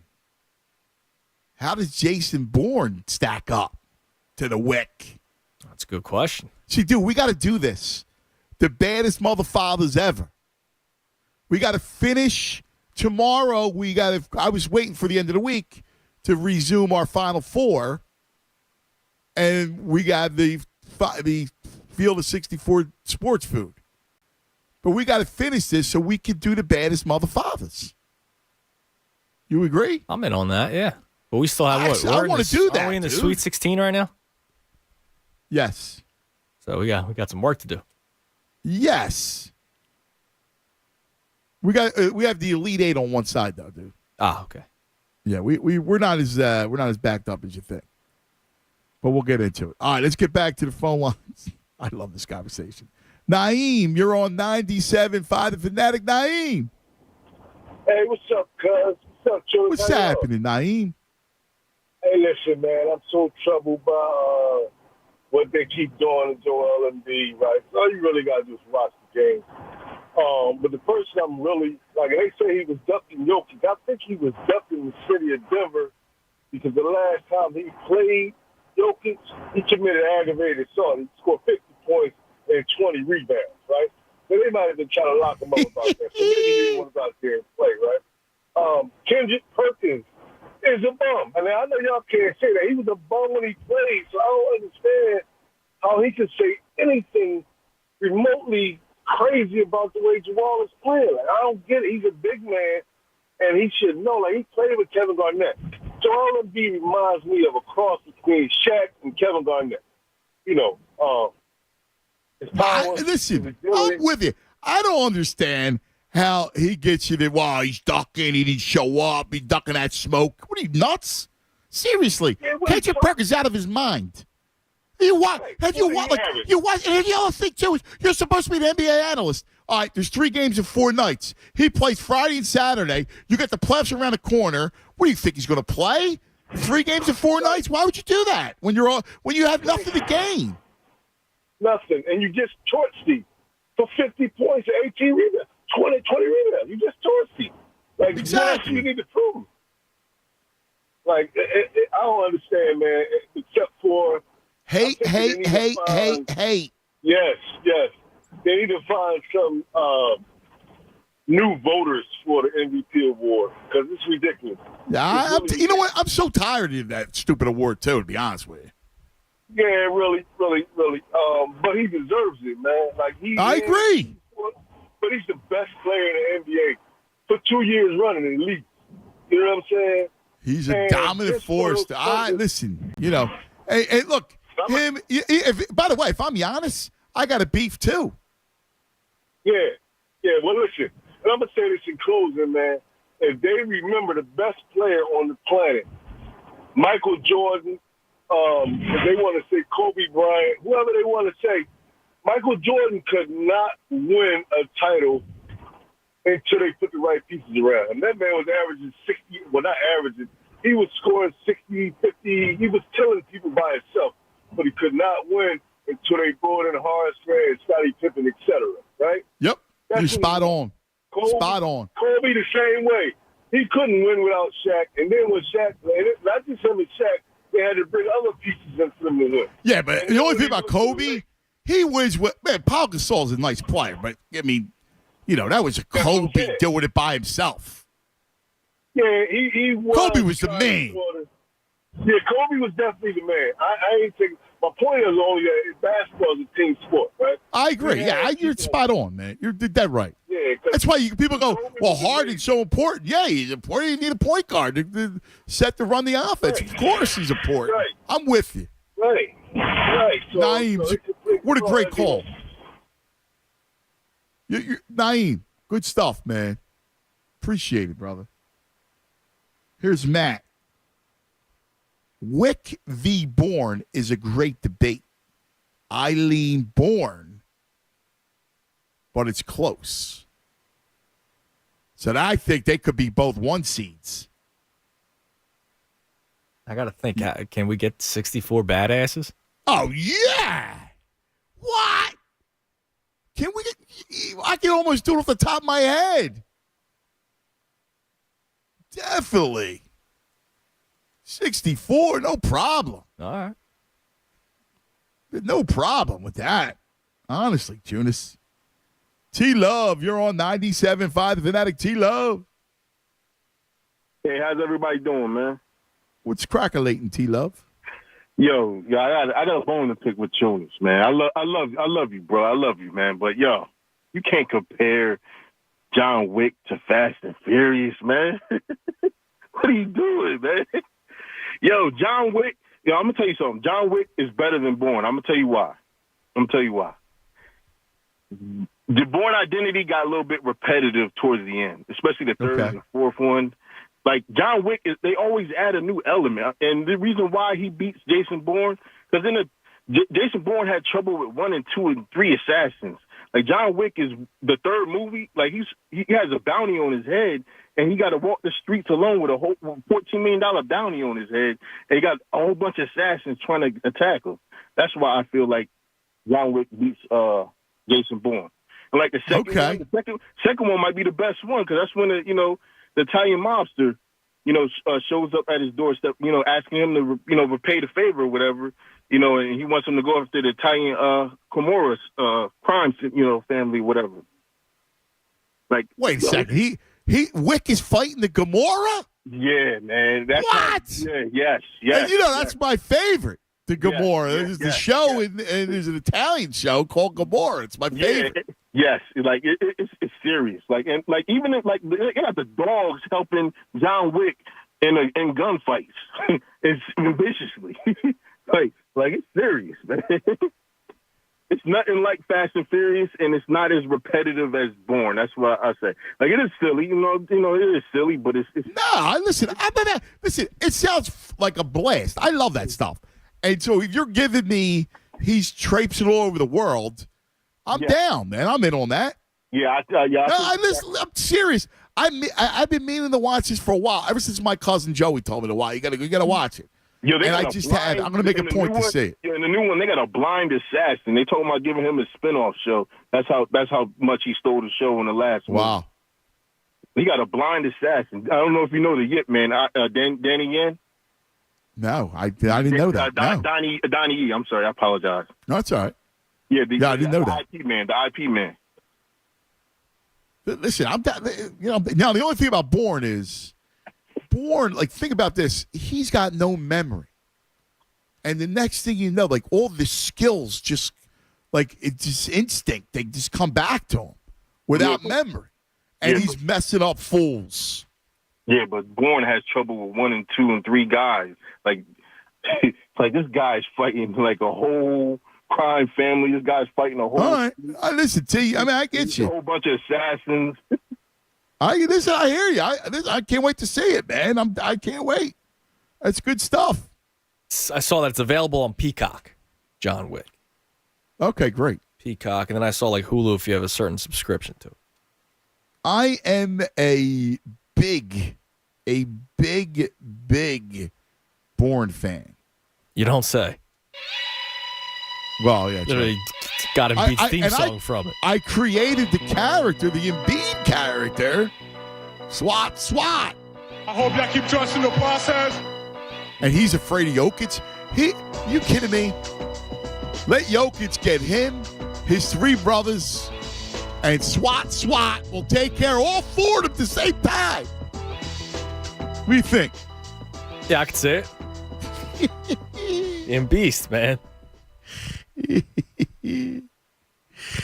I can't wait to do this. Are you kidding me? Like a bitch. The badasses.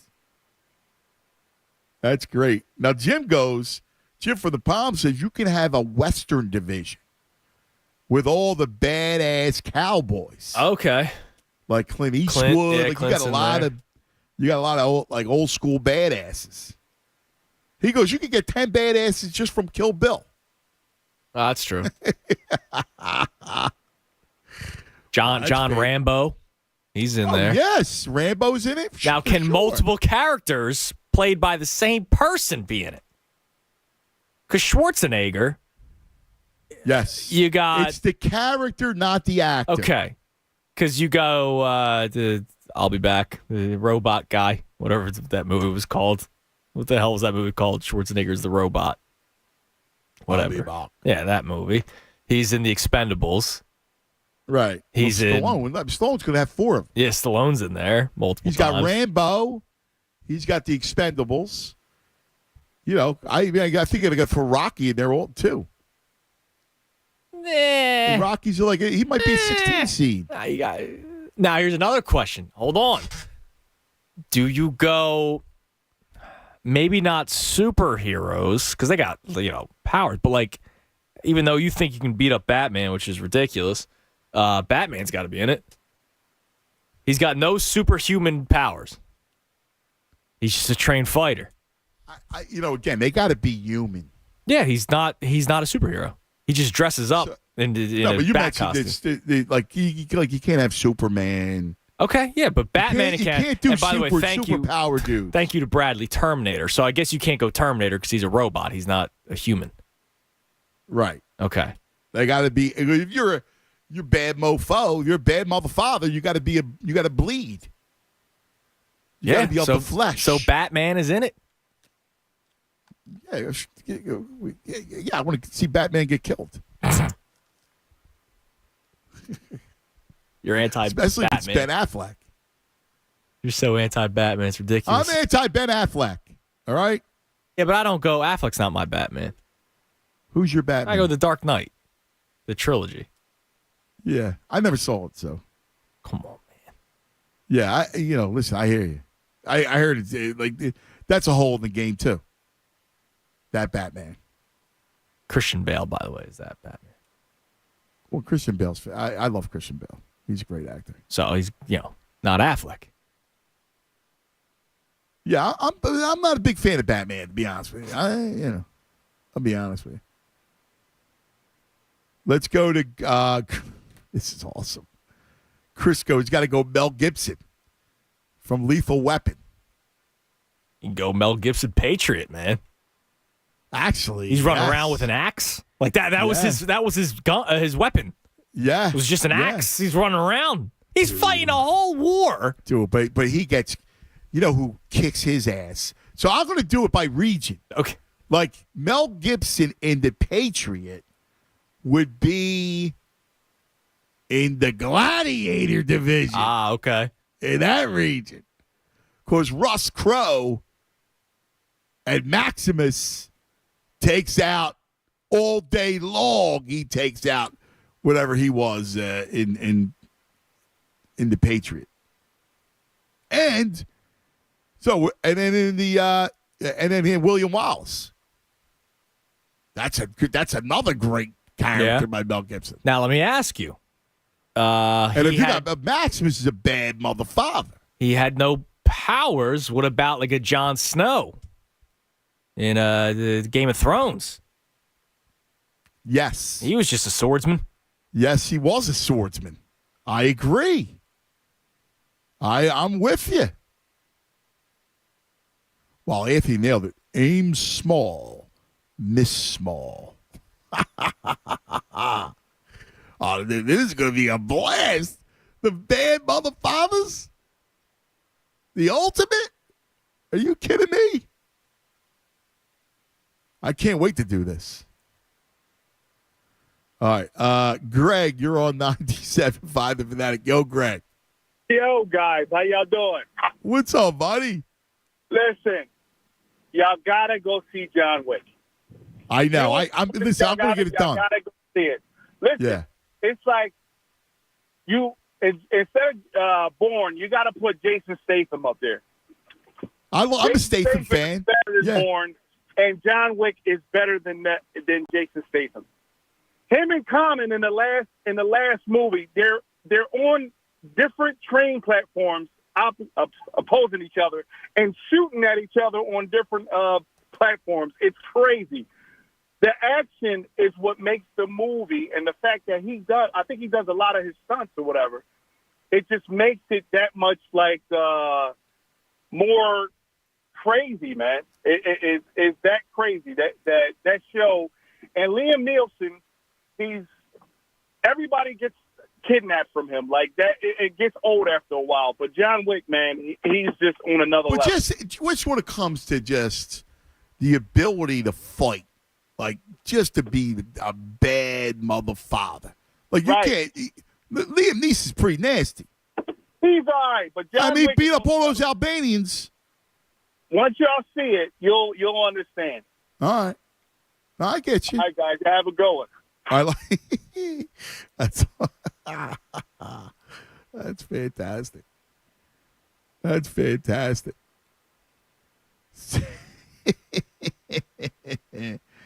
610-632-0975. VG goes Dalton from Roadhouse. That's got to be on there. Swayze's out. Jim from the Palm goes, this could be the greatest bracket ever. Oh, we gotta finish the foods first. I know. Well, I want to hurry up and finish them. All right. Well, crown the champion, and then move on to the bad mother fathers. All right, well, after McClain, we got an hour left in this show. We could start the polls. They're 1 hour long polls. You want to do that? All right. Yeah, today's Tuesday. We finish by the end of the show tomorrow, and then you got opening day next week, Thursday, and then we create the bracket Friday. Okay. We might have to push it till next week, but yeah, okay. I hear you. I just don't know if we're going to be able to get it done by then, but there's a chance. So this is interesting. Nikki goes, we need a reality bracket where like a Jason Bourne would be, a fantasy bracket where the Wick would be, and maybe a Statham, a Western, and then maybe like an old-time old world, right, where you put the Gladiator, so you put Maximus, you put William Wallace, right? You go that route. We're gonna have to take. Where would like Bruce Lee go? In the reality, right? Reality, yeah. Be a reality. That's pretty awesome. We're gonna have to take some time in constructing this bracket. This needs to be a work of art. All right, 610-632-0975. 610-632-0975. It's Cuz Radio with the Tunis. Jeff McClain coming up next. We'll get back to your calls. Hanging out. Cuz Radio, 97.5 The Fanatic. Let me tell you about my guys over at Golden Nugget Jewelers, the corner of 8th and Chestnut, in the heart of Jewelers Row. Think about it for a second, right? Springtime. It's upon us. Baseball. Love. That's what happens springtime, man. Maybe you found that woman of your dreams, and if you're looking for the ring, I got you covered. All right? I always got you covered knowing a guy. And I got your own over at Golden Nugget Jewelers. 8th and Chestnut. He's right there in the heart of Jewelers Row. He's got the largest selection of certified diamonds. He has an incredible array of settings. The great designers like Decore and Viraggio will put the beautiful diamond and the setting together to create the ring of her dreams, the engagement ring that will knock her socks off. He also has great financing options for you. So we'll make sure that everybody's happy, and it'll make for a beautiful moment. You got to check out Golden Nugget Jewelers right on the corner of 8th and Chestnut, the heart of Jewelers Row. The website, goldennuggetjewelry.com. That's Golden Nugget Jewelry, Golden Nugget Jewelers, where Philly.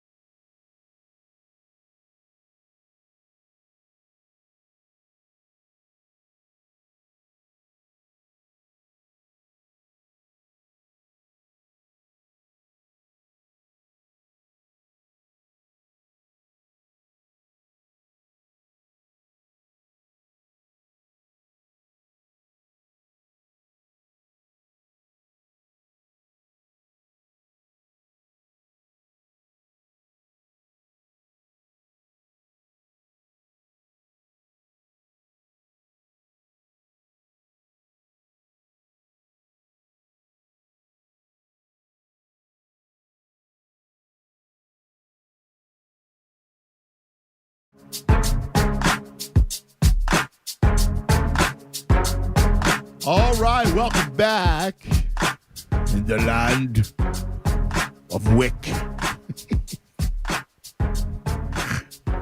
Oh, this is the best. Coach Ready with the Tunis. Hanging out. Don't forget our 12 o'clock hour brought to you by our good friends at Service First Heating and Air Conditioning. Learn more, servicefirsthvac.com. All right. As we hang out on this Tuesday, it is never dull. Never dull. And, we talk a lot of Sixers. We got Phillies on the horizon. But we never stray too far from the Birds, as you know it. And the Eagles, after, I think, a very good free agent period by Howie Rose. And, it's going to be interesting to see. Got the sets up for the draft. I have a plan. I have an idea of kind of what I want to do draft-wise. And that's why I can't wait to talk to our next guest. He's the best, the one, the only, Jeff McClain on the Comcast Business Hotline. Jeffrey! Anthony, how are you? All right, so before we get into our conversation, I always hit you with odds and ends stuff. Yeah, what do you got? Are you a Wicksman? Are you like John Wick? I've never seen the movie. You never saw it. All right. You make it a point. So that makes me not a John. That makes me not a John Wicksman. You're not a Wicksman.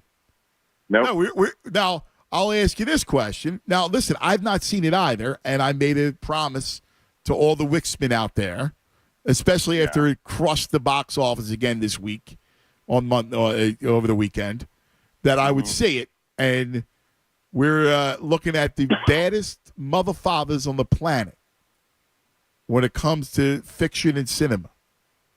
Oh yeah. What would who would be your baddest mother father in the history of fiction and cinema? Ooh, like someone who's kind of like a vigilante, kind of like I guess Batman, right? No? Yes. Or are you thinking that it can't be like kind of a No, you're right. Batman. Yeah. Listen, dude, Tunis is all about the Batman. He's a real human being. He's just lunatic with a bat costume on, but he's a real human being. He's a badass, yeah. Damn right he is. Thank you, Jeff. All right. Now, who's your Anthony thinks he could beat Batman up. I can. Yeah. All right, maybe. Who you got? You got me. You back me. You back your boy. Yeah, there you go. Yeah. Well, it depends. Yeah, it depends what Batman. I'll take Batman in the points. Yeah. First round KO. Oh, the hell out. You don't last. All right, fine. Maybe I'll give you 2. How about Howie? You take Howie or Batman? I got Howie. Right now, Howie. Yeah, he's he's got it. He's got his moxie going right now. That's right. That's it. Hey, let me get you this real quick because now I heard there was nothing to this, but the Zeke Elliott stuff that's been out there, that he's narrowed the 3 teams to the Eagles, Jets, and Bengals. I mean, I hear the Eagles don't even, have not offered him anything. I don't believe they should, and I think it's nonsense. This whole thing is just a plant by his people to drum up interest. Yeah, and I think that's kind of the way the original report was phrased, or at least maybe there was a correction to it.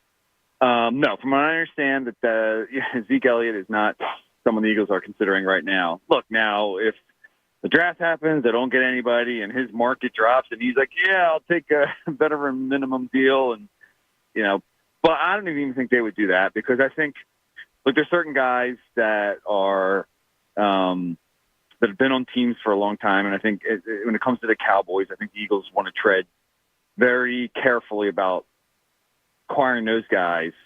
Believe it or not, you may think it might not matter, especially if it's a good player, but I think that when kind of established Cowboys, especially like kind of the franchise types, come into Philadelphia, we've seen that that's not really kind of gone well. And I think Howie understands that dynamic, and I think that's, because I think the players in the locker room may always view them as like Cowboys, and I think he'd worry about that. And I think in the case of Zeke, that would certainly be a dynamic that could play out. So I don't think it's a reality at all, really. I mean, I'll be honest with you. I think he's done. I watched him extensively. I watched every one of their games. He's done. He's cooked. This idea like of he's slow. Short yardage. Maybe short yardage, yeah. My idea of drafting Bijan Robinson is way smarter than going and getting a broken down back. Yes. Now, I don't think they'll do that at 10, but if Bijan falls to the Eagles at 30, then that would be something I think they would even if I got to trade up to in the 20s to make sure I get him, it makes sense. Yeah, that definitely makes much more sense than Ezekiel Elliott. But I don't think either will happen. And it's funny. I'm going to die on the hill of the running back, because if you add a top flight running back to this offense, it just makes so much sense to do it. Because it's your missing piece. They think piece. Kenny's that guy if he's healthy, though. Yeah, and again, if he's healthy, is a big if, because he has never been healthy.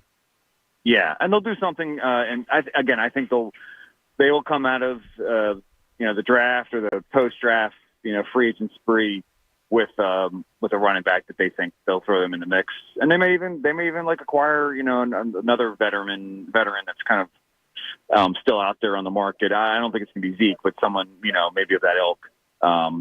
Add him to the mix. But they have, again, you still have Gainwell, you still have Scott, Trey Sermon is in that room. I want to ask you about Sermon, because he's a guy that we talked about before. I loved him in college. You ever find out what happened with him in San Fran, and did they see anything from him at all? Did you ask about him? Actually, Nick was asked about the running backs today, and he did kind of take a little bit of time to talk about Sermon, just how he didn't play much. He played in the one game against Jacksonville, but he said that he routinely amazed me at practice. He'd make a move or this, that, or the other thing, and he'd be like, this guy's got it. He can certainly play at this level. It's just a matter of numbers for him. But there was a reason why he was behind those guys too. So you'll give him a look. We'll see if he has a strong off season. Maybe he can make the roster again. But they have these other guys ahead of him at this point. Yeah. I was just always curious about him and kind of what they saw, if they were ever going to give him, because he's always a guy I thought I like to give him a chance and see kind of what's out there, like what he's got. I just loved him in Ohio State. Yeah. Yeah, I don't know if he's 100% a stylistic fit for them too. Big guy, but So anyway, that's it. All right. So what else was the story with Nick today? Nick Sirianni spoke. He talked a little bit about, obviously he's made some coaching changes or had to make them because Jonathan Gannon and Shane Steichen, who are here, are now head coaches, and talked a little about getting to know. Obviously when we spoke on Combine, they just promoted Brian Johnson. Talked a little bit about what he likes out of Brian, and a little more about kind of living with Sean Desai since he's hired him as defensive coordinator. He did kind of put to bed the whole Denard Wilson thing. Look, I think they probably would have kept him, but I think Denard was not particularly pleased about being passed over. He said, "Okay, I'm going to go elsewhere and try my chances there." And then just to, obviously he's got a new linebackers coach. They're going to have a new defensive backs coach. So Nick talked a little bit about the coaching staff. Talked a little bit about how some of these younger guys have to step up with players moving on. So you're talking about Cam Jurgens potentially at right guard. Who? Cam Jurgens potentially at right guard. Reed Blankenship right now, I guess on the depth chart, you have him as a starting safety. And then of course Jordan Davis and Milton Williams. He was kind of like ran the gamut. We only got a half hour with him. Typically you get an hour here, so didn't really get to delve too deeply into certain topics. But I think with Nick, especially with this Eagles team, yes, there was free agency and there were some moves that I think maybe people questioned, or I guess C.J. Gardner-Johnson being probably the most prominent, or maybe bring back Fletcher Cox. But for the most part, this team, there's still a lot of talent on it. Everyone still thinks that this team, especially on the offensive side of the ball, will compete. And they still have the draft, and they still have a trade market if how he needs to address certain areas as well.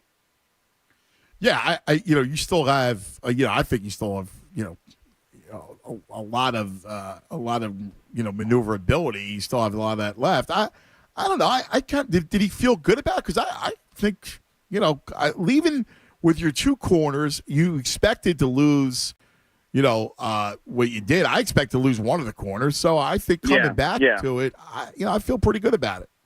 Yeah, I think that that question was sort of posed to Howie, and he said that as well. He's like, if you told me before the draft that I'd be able to keep both Slay and Bradbury, and bring back and still Kelsey, you'd still have to pay Kelsey, BG, Fletch. I would have said I'd have been happy.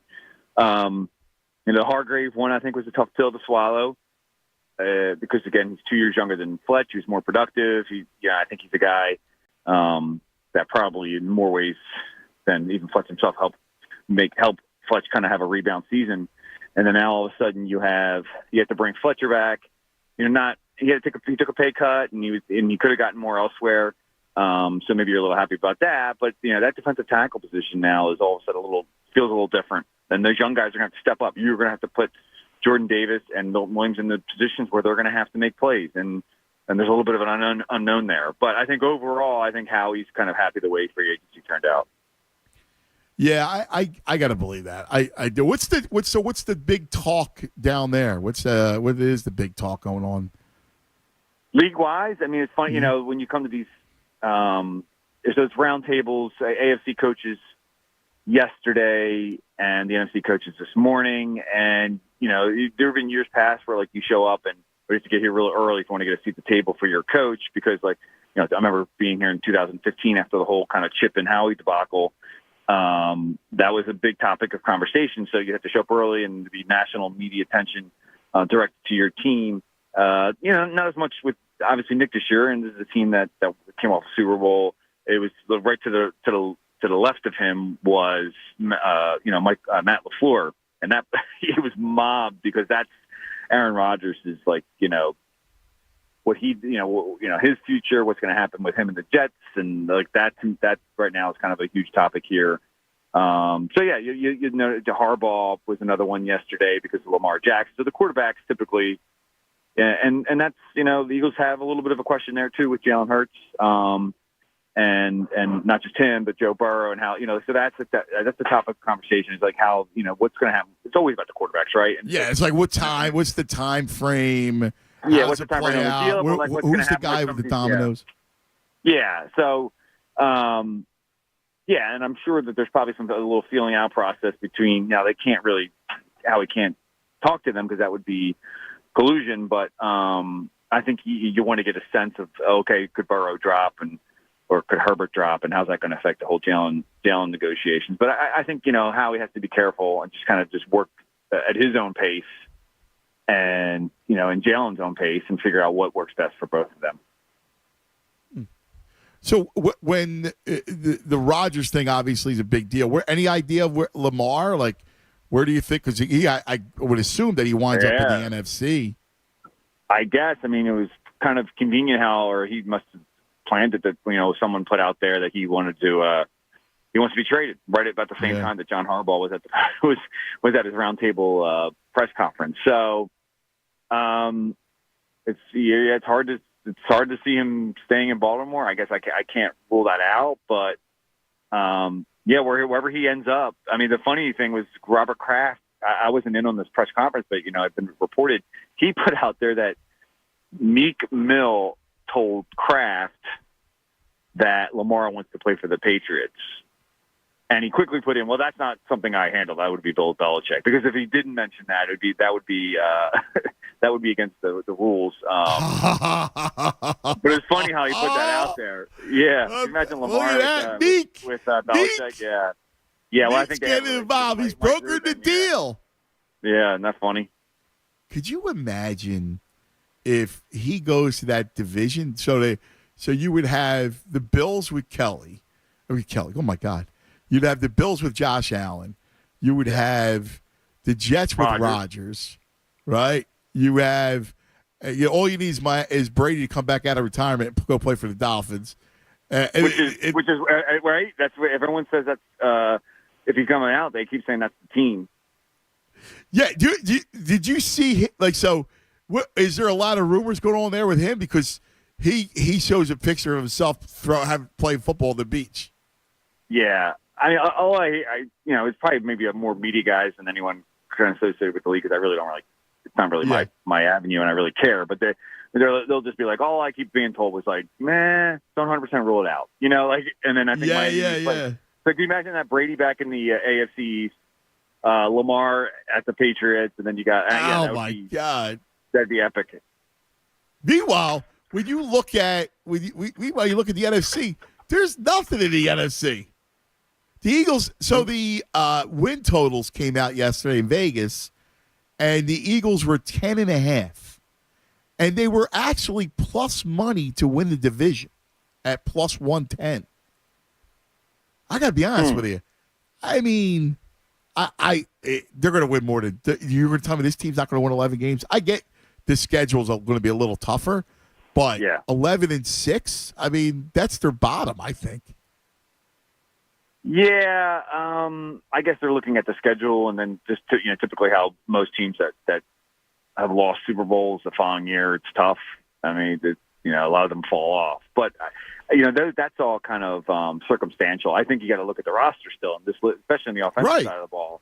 I mean, they're losing Miles right there, and they're losing Isaac Seumalo, but they had Cam Jurgens waiting in the wing at right guard. I'm not saying he's going to be as good as Isaac, especially initially because he's a center. And then at the running back position, I mean, that's the offensive line and Jalen Hurts are more valuable to the run game than I think than any running back that they have. I know people in Philadelphia think that that's not the case. That's the case, and that's if you look around the league with the way running back position is valued. Everyone else thinks that's almost like a fact. It's not even a subjective take. So I think the offense is they're going to still score points. They're going to be good. Barring injury. The defensive side of the ball there's a lot of questions there. But how you still have strength on the edges with Hassan Reddick and Josh Sweat. You shored up both your cornerbacks. I mean, the middle of the field was an issue last year. It's going to be an issue again because you're just kind of redoing both the linebacker and the safety positions. But you can't. You got to go light somewhere. And if you're going to go light somewhere on the defensive side of the ball, that's where the Eagles are typically going to go light. Yeah, yeah.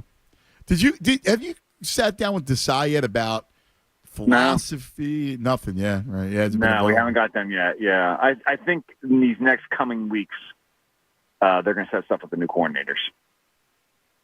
Yeah, because I'm curious. Obviously, he comes from the same scheme, right? So they believe, philosophically in that scheme. However, there is still a way to call the games differently within the scheme. Correct. Yes. And I think, when people hear that he's from the Fangio school and he's not going to blitz a lot, he's going to play a fair amount of off, he's going to play a lot of quarter zone, he's going to try and limit the explosive plays. Yes, those are all part of core beliefs of that scheme. But, it's also a lot of it has to do with how you call plays and how you handle that in-game management, et cetera. And, I think that was probably the one thing that Jonathan Gannon probably came on the lesser side of the ledger on. I thought John, as we talked many times before, good defensive coordinator. I think that was probably the one area he lacked. I don't think the scheme was never an issue to me, and it wasn't even as much, and the philosophy wasn't an issue to me. It was just at times there were some of the calls that I just didn't understand them, and they got burned. Yeah, I mean that's just the bottom line. I mean, certain things about lining, like how you line up, when you do pressure, and where you're playing your corners. I mean, you mentioned a key. I think I wouldn't say a huge difference, but I think it's one of the things that I've heard that is a little different. That and I thought we'd see more out of this from Jonathan, just because that's why you want multiple fronts. Now, every team has multiple fronts, but I think when you're running a scheme that has basically a 3-4 front on rundowns or whatever you want to call 5-2, is the pre-snap look and then dropping guy, just having different kinds of rushes based off of that. And it seems like Desai mixes his things up more, or at least he did in the 1 year that he was defensive coordinator of Chicago. He was more apt to send overload rushes, which look like blitzes, technically aren't because you're only still sending 4 guys. But that's that causes confusion for the offensive line and the quarterback. And I think that was one of the areas in which Desai had a lot of success. And I think that could be the biggest difference that you'll see from him. I mean, listen. I know that Spags gets it from Jim Johnson, but like what those guys do is they're not blitzing all the time, but it's about who's dropping back, what are you showing, right? You got to be able to mess with the quarterback a little bit, and I think that's the thing that Gannon. That I just was disappointed in. I expected more. And I'm curious about how does the rest of the league take to Sirianni? There was a lot of the celebration and some people were picking at him for that stuff. How do you how do you feel like the rest of the league kind of views Nick? Well, I think with Nick, there's 2 Nicks. There's the Nick who isn't in game mode and looks almost like a psycho, and then there's and then there's the out of game Nick, and he's just this kind of cordial, amiable fella, So I think the guys who know Nick don't really pay much attention to that. Maybe the guys who don't know him probably get a little perturbed by that, and rightfully so. But I think Nick likes to have fun with it. I think, and I think he kind of almost welcomes that label a little bit. And I think in Philadelphia, it's probably kind of a refreshing thing to have someone with that kind of confidence in himself and in his players, and not afraid to show the emotion. So I don't, I guess maybe the referees think differently. I mean, they seem to be the ones that get the brunt of Nick's ire. But no, I think Nick's well liked. That's cool. It's funny. I really have come to. I just think they hit a home run with him. I do. I think they hit a home run. I think he's sharp. I think he's really. I think he's a good coach, man. I think he's the kind of guy that could be, the Andy Reid 2.0 and stay for a decade type of guy. Yeah, it's possible. I mean, he's very detail oriented. You need to be. I think he may mesh better with Howie than any of the coaches that they've had. And that's a big part of, the success. A lot of the success of a team depends upon that dynamic, that coach GM dynamic. I agree. Yes. And I think they kind of almost counterbalance each other. I don't think Nick is shrinking violet. Howie obviously runs personnel and how he makes the final decisions on that. But I think there are tough conversations that are had about players, and I think it'll be interesting to see how Nick kind of utilizes the sway he may have now in the building after getting his team to the Super Bowl. I don't think he's going to come and say, I want this, that, or the other thing, but I think that he has opinions on players more than Doug did. So we'll see. Yes. I mean, that's when, and then the whole coaching thing. I mean, that's kind of where things started to go downhill, was after they lost Frank and then they lost, a couple of assistants. And then Jeffrey and Howie weren't particularly pleased with how Doug was handling that, and they stepped in, and then Howie didn't feel like that was their place. And so it'll be interesting to see how, the moves that Nick made this offseason, or if Howie had any influence on that, or Jeffrey did, and how that plays out. From my understanding, these were Nick's guys, these were Nick's hires. Howie certainly helped in the process. But that's where things kind of got shaky with Doug. And my sense right now is that it's not anywhere near close to that. Yeah, that's good. That's good stuff. As always, great stuff from you, Batman. I appreciate it, as always. The great Jeff McClain on the Comcast Business Hotline. All right, talk to you guys. Talk to you soon. All right, buddy. Here he is. Jeff McClain. Inquire.com. Always fun talking birds. We'll get it back. 610-632-0975. The Jackals in Denver taking their shots. We got some Philly stuff to do. And Wick. Be afraid, Chunas. Be afraid of Wick. All right, boys. Let me tell you about Forever Young. for a second. Forever Young Anti-Aging Clinic. This is a revelation. I can't wait. In fact, I'm going to be heading over there next week to begin the evaluation. And this is, listen, as we get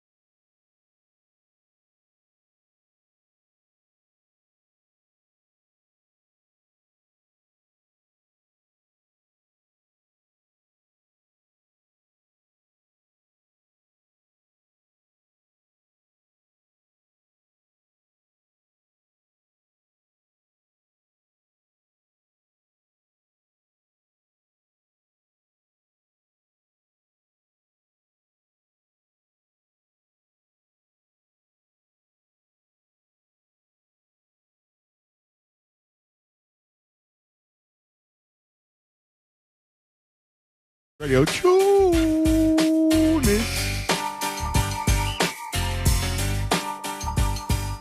As we approach 1 o'clock on this Tuesday, Tunis.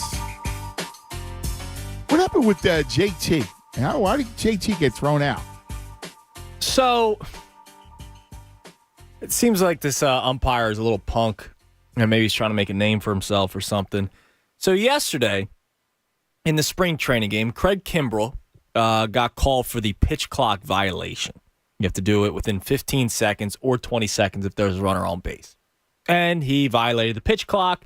So when Kimbrell's walking off the mound, he's got a ball in his hand, and he does the old, he gets rid of it, right? Because baseball players can't use the same baseball twice, which I never understand. I'm a big baseball guy. Never understood that. So he tosses the baseball, and JT puts the glove up, thinking that the umpire would place it into his glove, and he would throw it to Kimbrell. He threw it right to Kimbrell. The umpire did, like some umpires do. Kimbrell didn't like the ball, for whatever reason, and threw the ball away.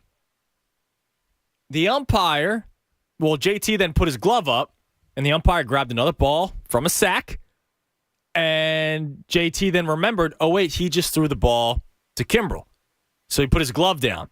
And as he put his glove down, the umpire was putting it into his glove, so it fell on the ground.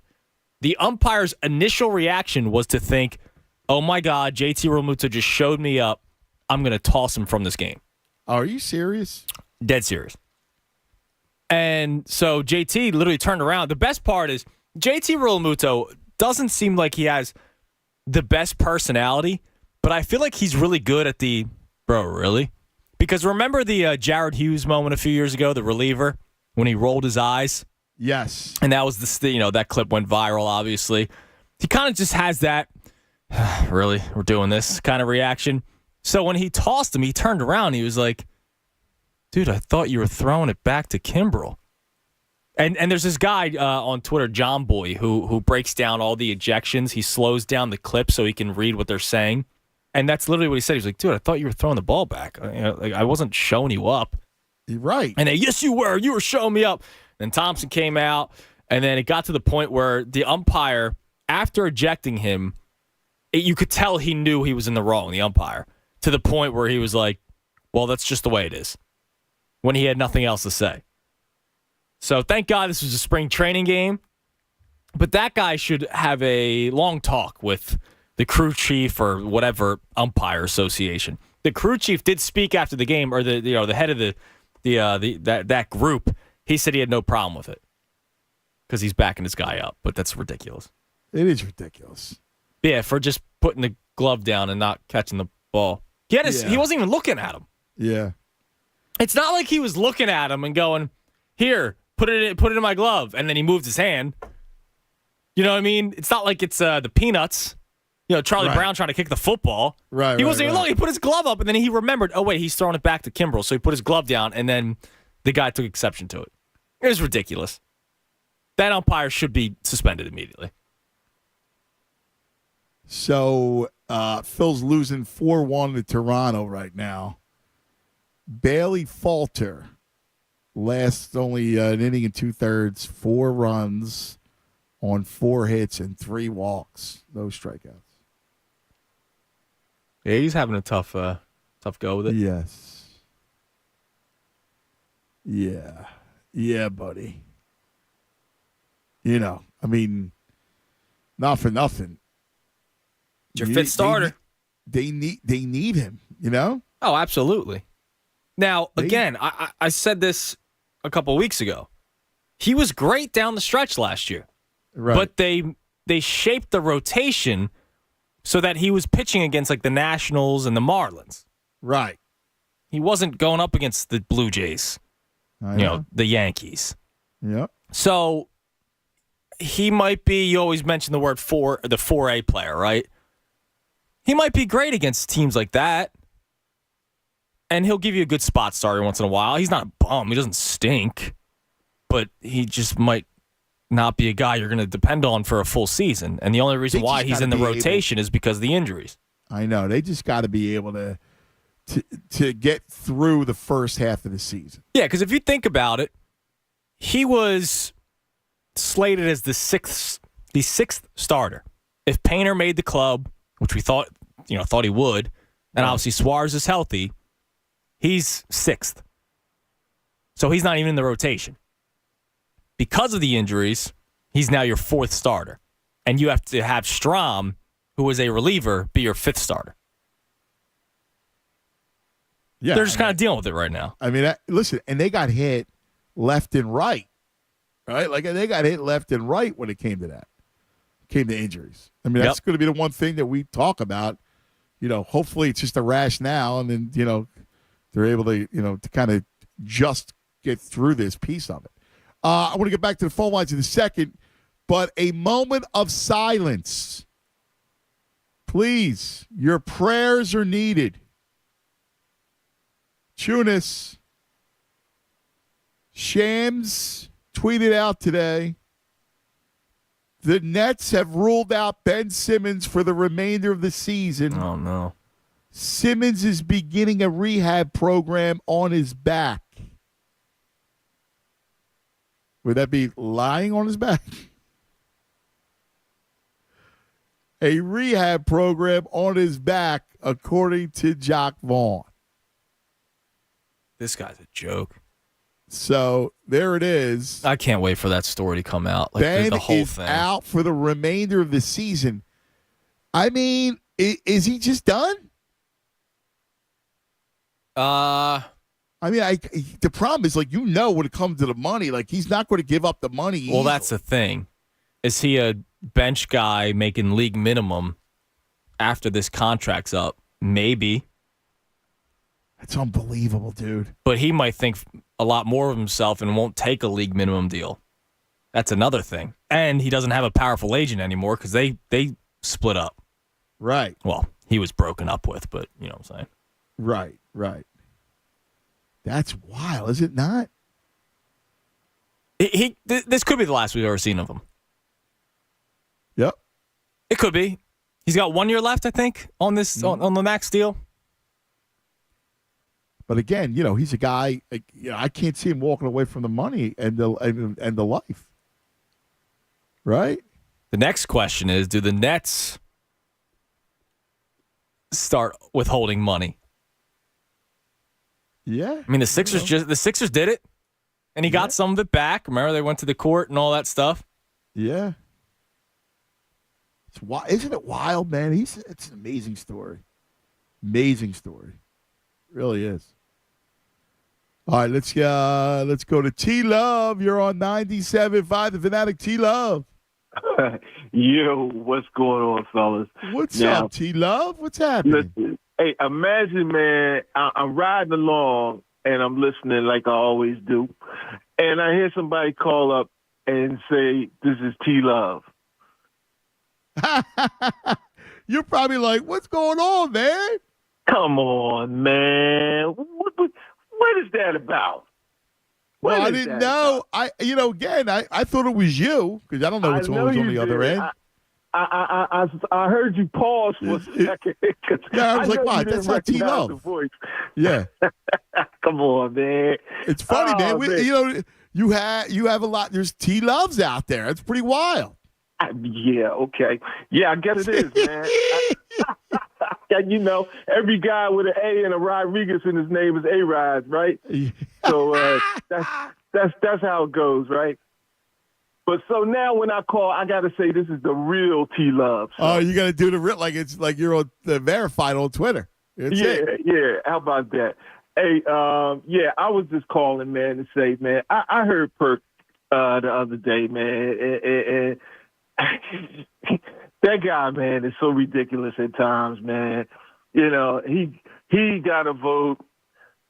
I got to vote, and I got to see these guys got to play. You got to come. If he can play, you can play. Man, come on, man. Did you not see every time they play, this guy dominates. Embiid dominates this guy every time they play. I know. Every time they play. It's ridiculous. It's just crazy. I mean, who was the guy? Who was the first pick in the All-Star game? And who was near the last? Hey, these guys know. I know. They know. I don't understand, Perk, man. Like you were saying earlier, 47-18 the last time they played.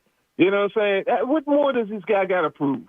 You know? I don't understand it. I got to be honest with you. I used to, and everybody, like if you're Kendrick Perkins, I understand you're a hot taker and you need all this other nonsense, but like the league. It's 3 games in 4 nights with the third game being in Denver of the altitude. I mean, that's what it is. So the guy's banged up, and it is what it is. It's the playoffs, man. You're going to worry about the playoffs. Like you said, you got to make a story, so why not start with that, But, yeah, man, if you go back and look at this, moving on to the baseball thing, if you look at that little excerpt where Real Muto has his glove back, and he has it there for a few seconds, and nothing's happening. And so he moves his glove, and then the guy decides to drop the ball, and the ball does, and next thing you know, he's throwing him out.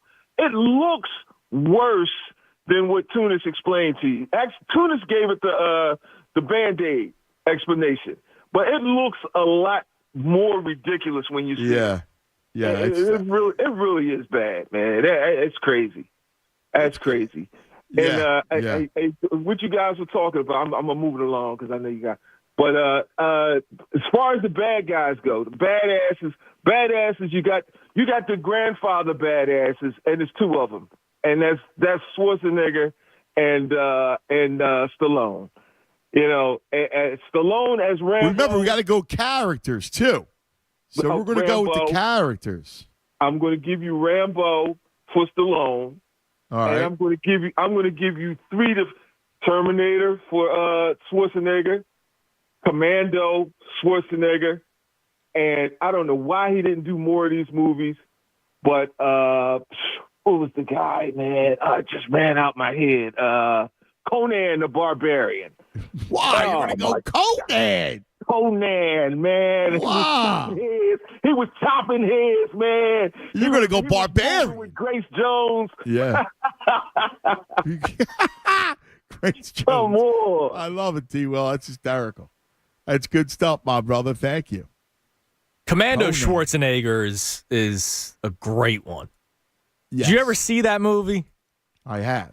He just rolls up to, an island against the whole army with just like his utility belt of guns. Yeah, man. And takes down a whole army by himself. You kidding me? Carried a bazooka with him. Yeah, he just had a duffel bag. He was like, all right, this should be good. You don't mess, that he was nasty. That is a good one. I cannot wait to do this.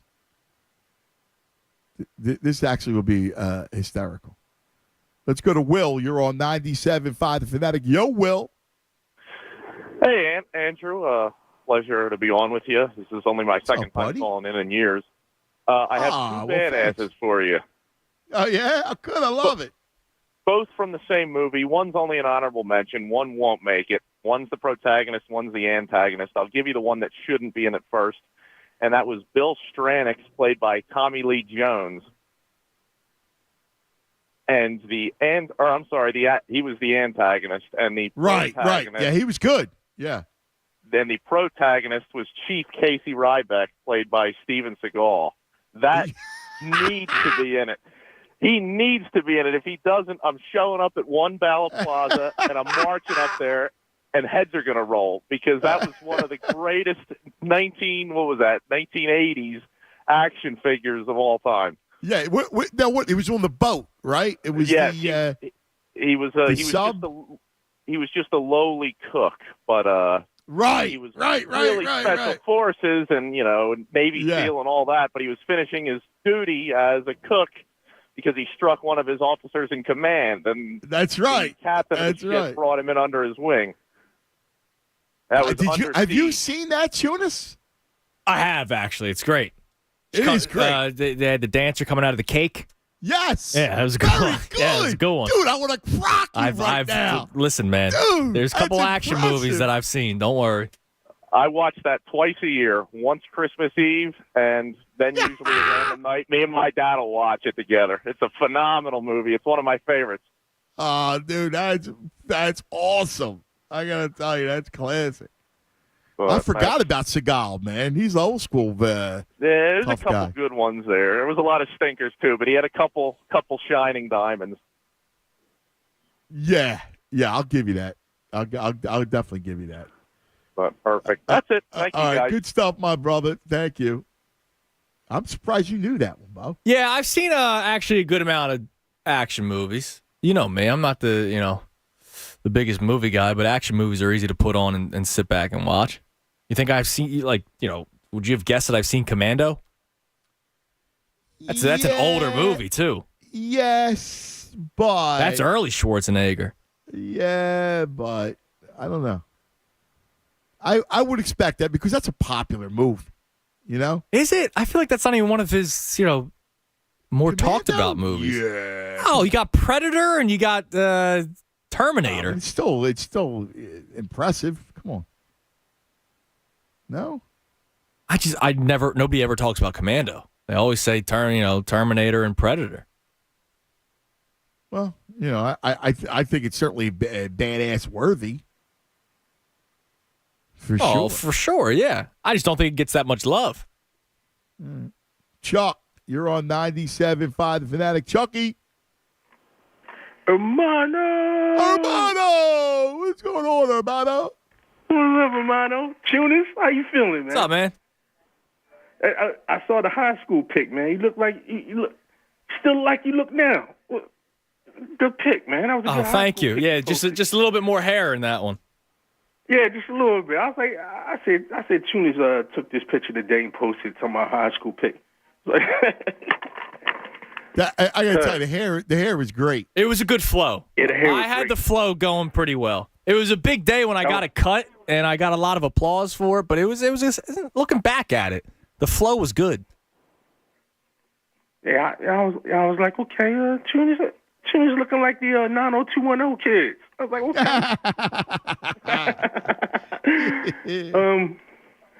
Hey, cuz, I'm a little nervous about our first base situation. Is that our final? Is that it? I mean, they're not gonna. You don't think they're gonna try to find someone else? They're just gonna go. We got not yet. Staff, or no? You got to give Derek Hall a shot. Like I really believe you got to give Hall a shot and give him a chance to hit lefties and see where he's at because he's natural power, right? He's a natural power. I mean, you see the kid can just mash the baseball against right-handers. If he could possibly hit, plus fastball, guys who throw hard from the right side, and get you some lefty at bats, and I think, he should be able to hit you, 20 bombs. Okay. So you got to give him a shot, and then here's if I'm the Phillies, right? I do nothing until I get to July. Because then I can look at do I need a right-handed power bat? Do I need what do I need? And then I can look at it from there. I mean, obviously the injuries are the injuries. If you can get your rotation healthy and you're good there, you're going to be good bullpen. And then the only other thing you're going to look at is, do I need a right-handed power bat? And that you can get around the deadline. Yeah, I hope it works out. I mean, already, I'm pleased with Trey Turner already. He hasn't even played the official first game of the season yet. And look at he's the man. Yeah. I need Bijan. Dude, I want Bijan too. And, Jeff was like, kind of lukewarm. I'll be honest with you. Hey, look, Penny, I've seen him break a couple runs. I mean, look, he's got ability. Yeah, he's a good backup running. Like you say, he's a good backup running back, a spell back. But Bijan, it hurts. Oh in the backfield, dude, yes. In the red zone, you can't stop Goddard, AJ, or Smith in the red zone, especially Hurts, and you put Bijan back there. Yes. Pick your poison. Dude, I'm with you, man. I'm with you. Give me Bijan all day. How about that offense? That offense would be ridiculous. And you're going to tell me how he's a master at the trade. Listen, you're not going to take him at 10. He's not going to. That's too early. He'll probably go somewhere in the early 20s.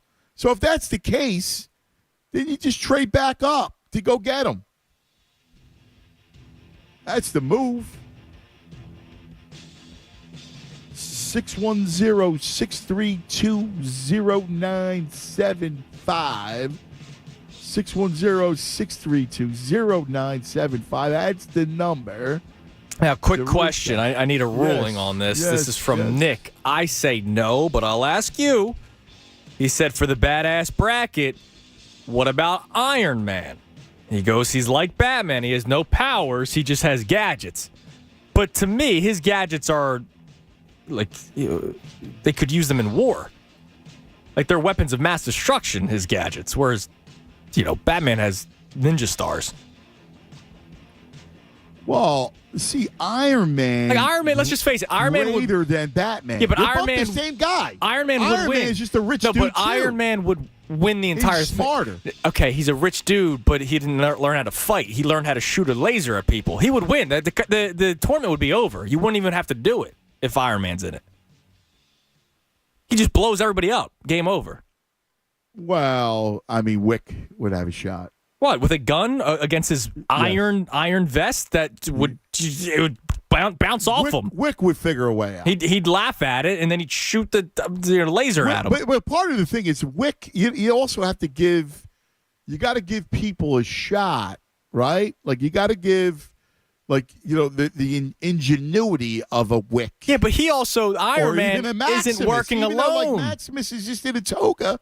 Maximus was killing tigers. Yeah, so I know that the Iron Man is definitely. He would not lose. He also has the helper, the computer system. He's not even by himself. He wins. It's over. Yeah, when he has the talking. Yeah.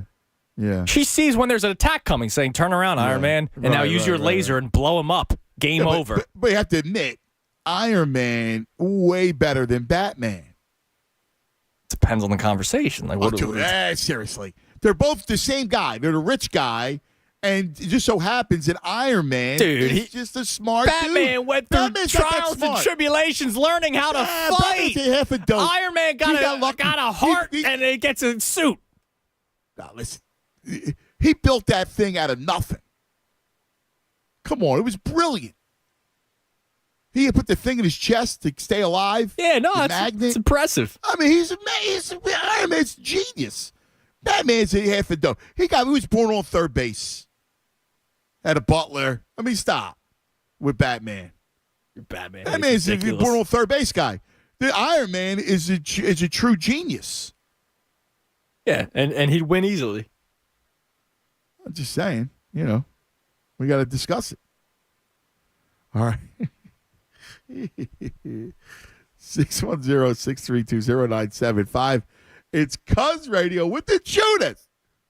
Let's talk about the Bet Parks app, all right? Because it's got you covered all baseball season. The win totals are out, all the NFL futures betting. You have all the stuff on the Bet Parks app. And baseball, there's no better way than to play the baseball games than with the Bet Parks app. Because, look, you could bet on the number of total bases, home runs, hits, ribbies, strikeouts. Like, there's a way to play any of the games. It's fantastic. Now, the Bet Parks madness is going on. UConn now up to minus 134 to win the championship. Miami plus 400, San Diego State plus 400, Florida Atlantic plus 600. All new users, by the way, bet $10, get $125 in sportsbook bonus if your first bet wins.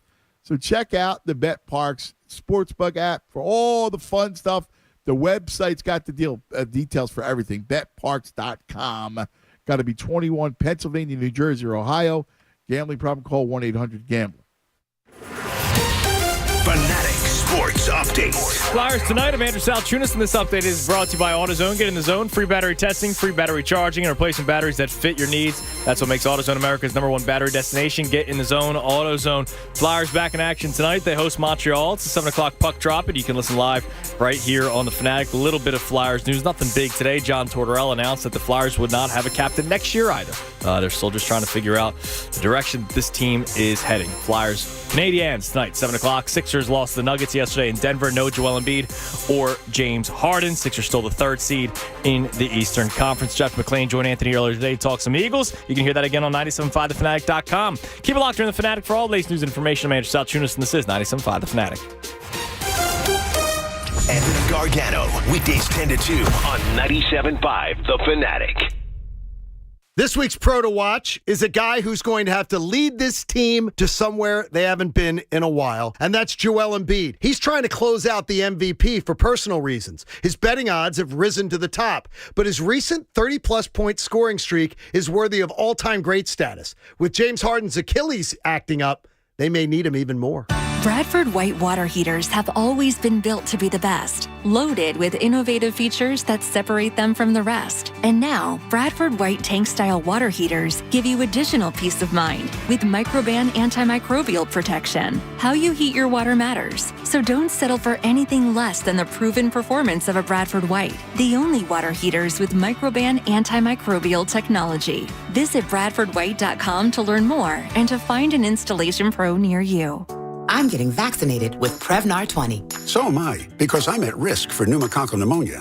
I'm asking about Prevnar 20 because there's a chance pneumococcal pneumonia could put me in the hospital. Age 65 or older, you may be at increased risk for pneumococcal pneumonia. Ask your doctor or pharmacist about getting vaccinated with Prevnar 20, pneumococcal 20-valent conjugate vaccine, a Pfizer vaccine that can help protect against pneumococcal pneumonia in just 1 dose. Prevnar 20 is approved for adults to help prevent infections from 20 strains of the bacteria that cause pneumococcal pneumonia. Continued approval may depend on a supportive study. Don't get Prevnar 20 if you've had a severe allergic reaction to the vaccine or its ingredients. Adults with weakened immune systems may have a lower response to the vaccine. The most commonly reported side effect was pain at the injection site. For additional common side effects and full prescribing information, please call 1-855-213-2138 or visit Prevnar20.com. I want to be able to keep my plans. So I'm asking my doctor about getting vaccinated with Prevnar 20. For the ones finding new ways to ensure the job always gets done. For the ones wearing many hats. For the ones who are hands-on, even from far away. And the ones keeping business moving forward. We are Grainger, offering professional-grade industrial supplies, plus real-time product availability and access to experts ready to answer your toughest questions. Call, click Grainger.com, or just stop by. Grainger, for the ones who get it done. Fanatic fan favorites. It's John Kincaid, and you know I love Stretch Zone. I've been doing Stretch Zone since September. I feel less stiff. I have more flexibility. I absolutely am sleeping better because Stretch Zone gets me limber. You want to try it out too. There's a free stretch for you. Go to stretchzone.com and mention my name. Fanatic fan favorites on 97.5 The Fanatic. Breaking news. Tax refund shock is everywhere, but what is it? My tax refund shrank. Mine too. The culprit? Pandemic-related stimulus payments and tax credits expiring. In this reporter's opinion, you need a tax expert. Hey guys, Jackson Hewitt guarantees your biggest refund. And tax prep is 50% off? Going there now. 50% off is a limited-time offer for new clients filing at participating locations. Max value $200. Visit jacksonhewitt.com/50 for terms. Eagle Shows presents the Oaks Gun Show this Friday, Saturday, and Sunday at the Greater Philadelphia Expo Center in Oaks. Don't miss one of the region's largest gun shows with over 1,500 tables. Buy, sell, or trade. From guns, rifles, pistols, and ammo to military surplus, uniforms, medals, and more. The Oaks Gun Show this weekend only at the Greater Philadelphia Expo Center in Oaks. Minutes off Route 422 in Oaks, PA. Friday 1 to 7, Saturday 9 to 5, and Sunday 9 to 4. Tickets are just $15 a day. Or get a 3-day pass for $40. Get yours at the door or visit eagleshows.com. I'm Matt Rathgeb. 2 decades ago, I started a small painting company that has since grown throughout the Greater Philadelphia area. Because of our customer loyalty and referrals, we have grown to where we wanted to rename the company Painting Pups. Painting Pups will continue to deliver the highest quality craftsmanship and service in your home. We'll also bring innovation to make your customer experience top-notch. Plus, we're offering 0% financing. I'm excited for you to welcome us into your home with Painting Pups. Book a free estimate today at paintingpups.com. Tune in to Tuesdays with Tommy Green from 9 a.m. to 10 a.m. on The John Kincaid Show as the former Phillies pitcher breaks down the Phils season. Presented by the Siren ETF Trust, distributor Foreside Financial Services, LLC. Catch Sixers game day action at El Camino Real in Northern Liberties. Enjoy Corona Extra and Corona Premier on special during every game. El Camino Real, 1040 North 2nd Street in Philadelphia. Visit them online at elcaminophilly.com. Follow them on Facebook and Instagram. Listen to 97.5 The Fanatic everywhere. On Alexa at 975thefanatic.com, the Fanatic app, and now on Odyssey. Have you heard about the new ED treatment that's sending shockwaves through the medical community? Focused Shockwave Therapy from Forge Medical Group uses pulses of energy that travel faster than the speed of sound to penetrate deep inside your body and activate the growth of new blood vessels and tissue on a cellular level. It's safe, simple, and painless, with no drugs, no surgery,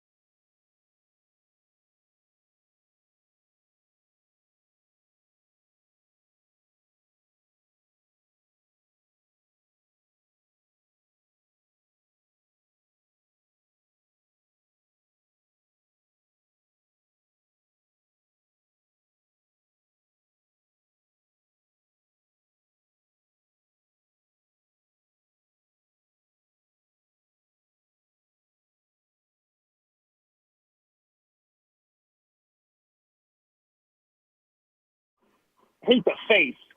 Come on. Yeah, Ben Simmons is a half-handsome fellow. He's Australian, for Christ's sake. Yeah, I mean, if they hate the person, I'd say Ben Simmons for sure. That's the number one pick that's been wasted. Yeah. Right. Well, but Madoff is the worst. Right? He's subhuman.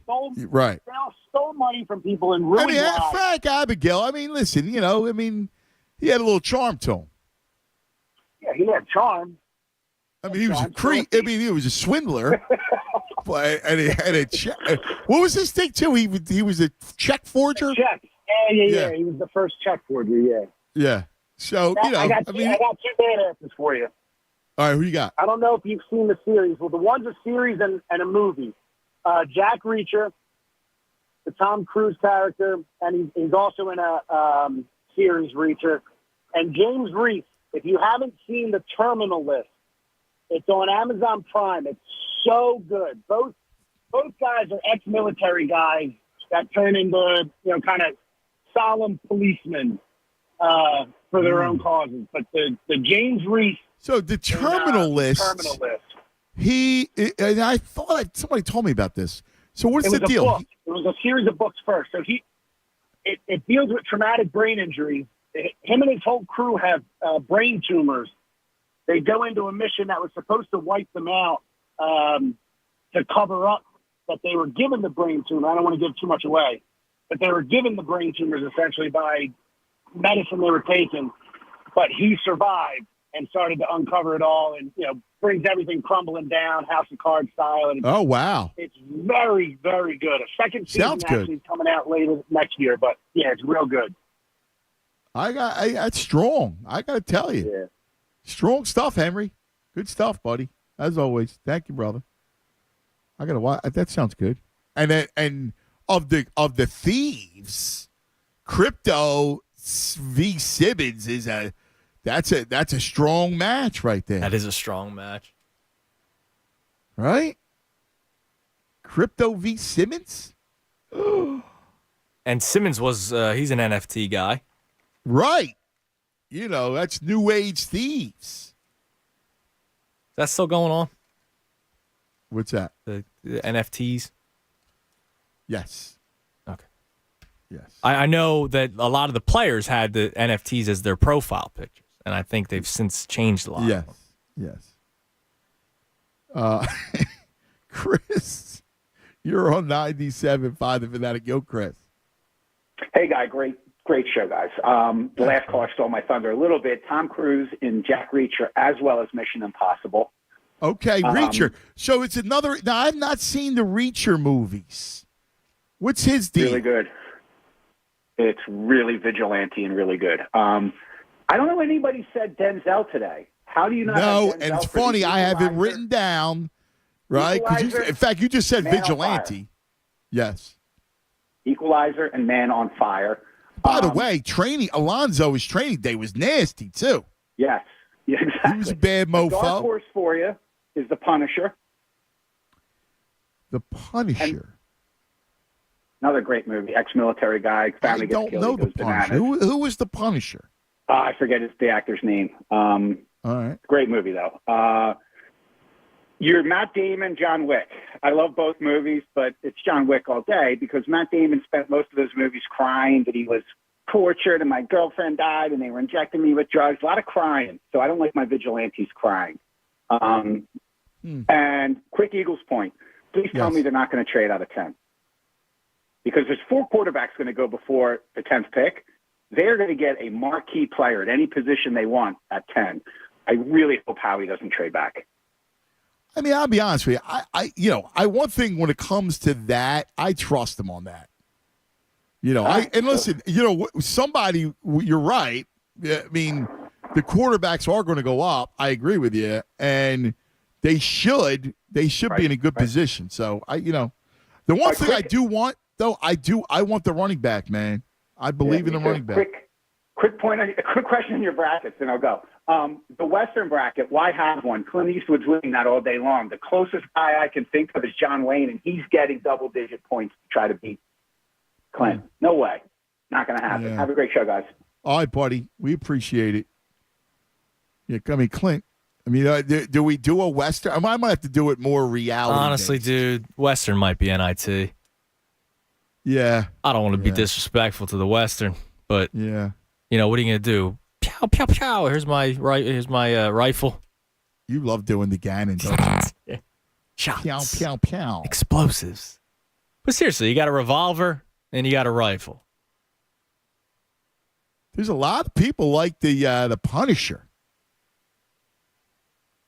There's a lot of pro Punishers out there. Okay. John Berenthal's version, the best, according to Chaz. Has to be the Marvel series, not the movie. Chris says, we got to see the first Jack Reacher. Yeah, I heard that's good. Were you a Reacher, man? I was not, but I heard it's good. You didn't reach? No. Listen, I'm a Bourne guy. I have to be honest with you. You know, I mean, they tortured poor Jason Bourne. Not for nothing, right or wrong. I don't know. I have to see the Reacher to figure it out. No. Jason Bourne. Yeah, he deserves to be up there. I'm a big Bourne guy, dude. Phillies took the lead 5-4. Oh, huge.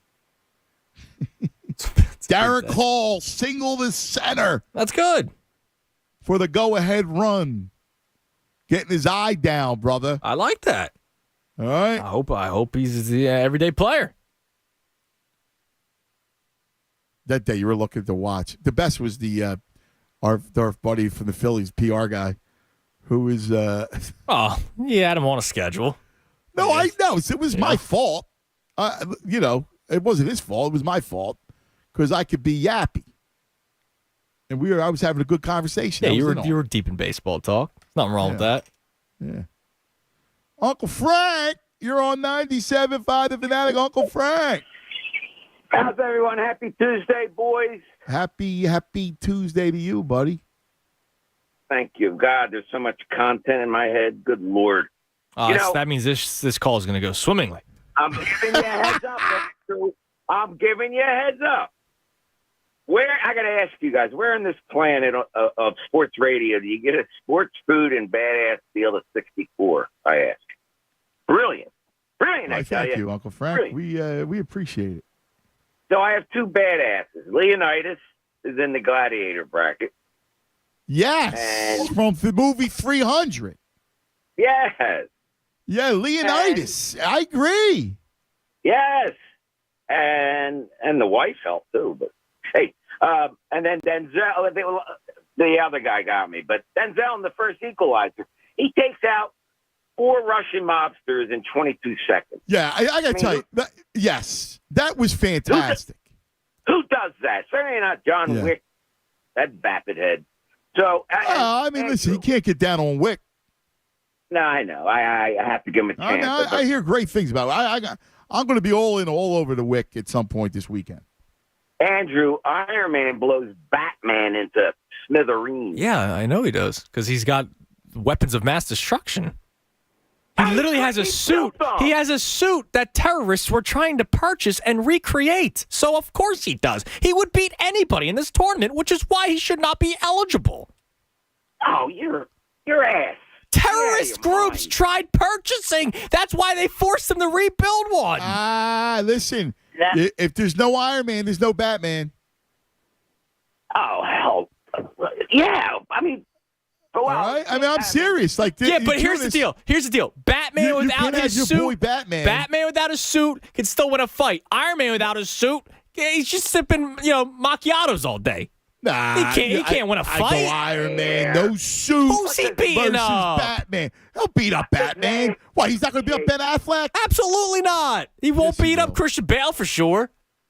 Superman without a suit? What was he? He's got He's got superpowers. He wins too. He's got lasers coming out of his eyes. No, Superman's out. Aquaman's out. I think superheroes are Spidey's out. Yeah, no superheroes. We've put this down hours ago, Uncle Frank. I thought we had a lot of content. Sorry, Andrew. I do, but there's not enough time. You know who else was a badass was Ben Affleck in The Accountant. I know you don't like him, but he was bad. No, that movie was horrendous. Oh, okay. Horrendous. All right, listen. Do I have time that I can go two routes? The polarization of our fan base or the MVP rate? Yeah, I don't care. Do whatever you want. Yeah, pick one. It's your dime, my brother. Whatever you want. Oh, God, this is hard. All right, so there's a segment of fans who, how the F-bomb do you want get rid of Embiid? I don't get it. There's a great expanse of polarization, in our fan base. And, hoops is a long, arduous season. You can't react over a couple games. I mean, you got to look at the broader picture. And then, there's fans that don't want our team to advance because they don't want to get their heart ripped out of their chest. And there's some that think we're cursed. Why don't we live in Detroit and see how we fare with those teams? We are certainly not cursed.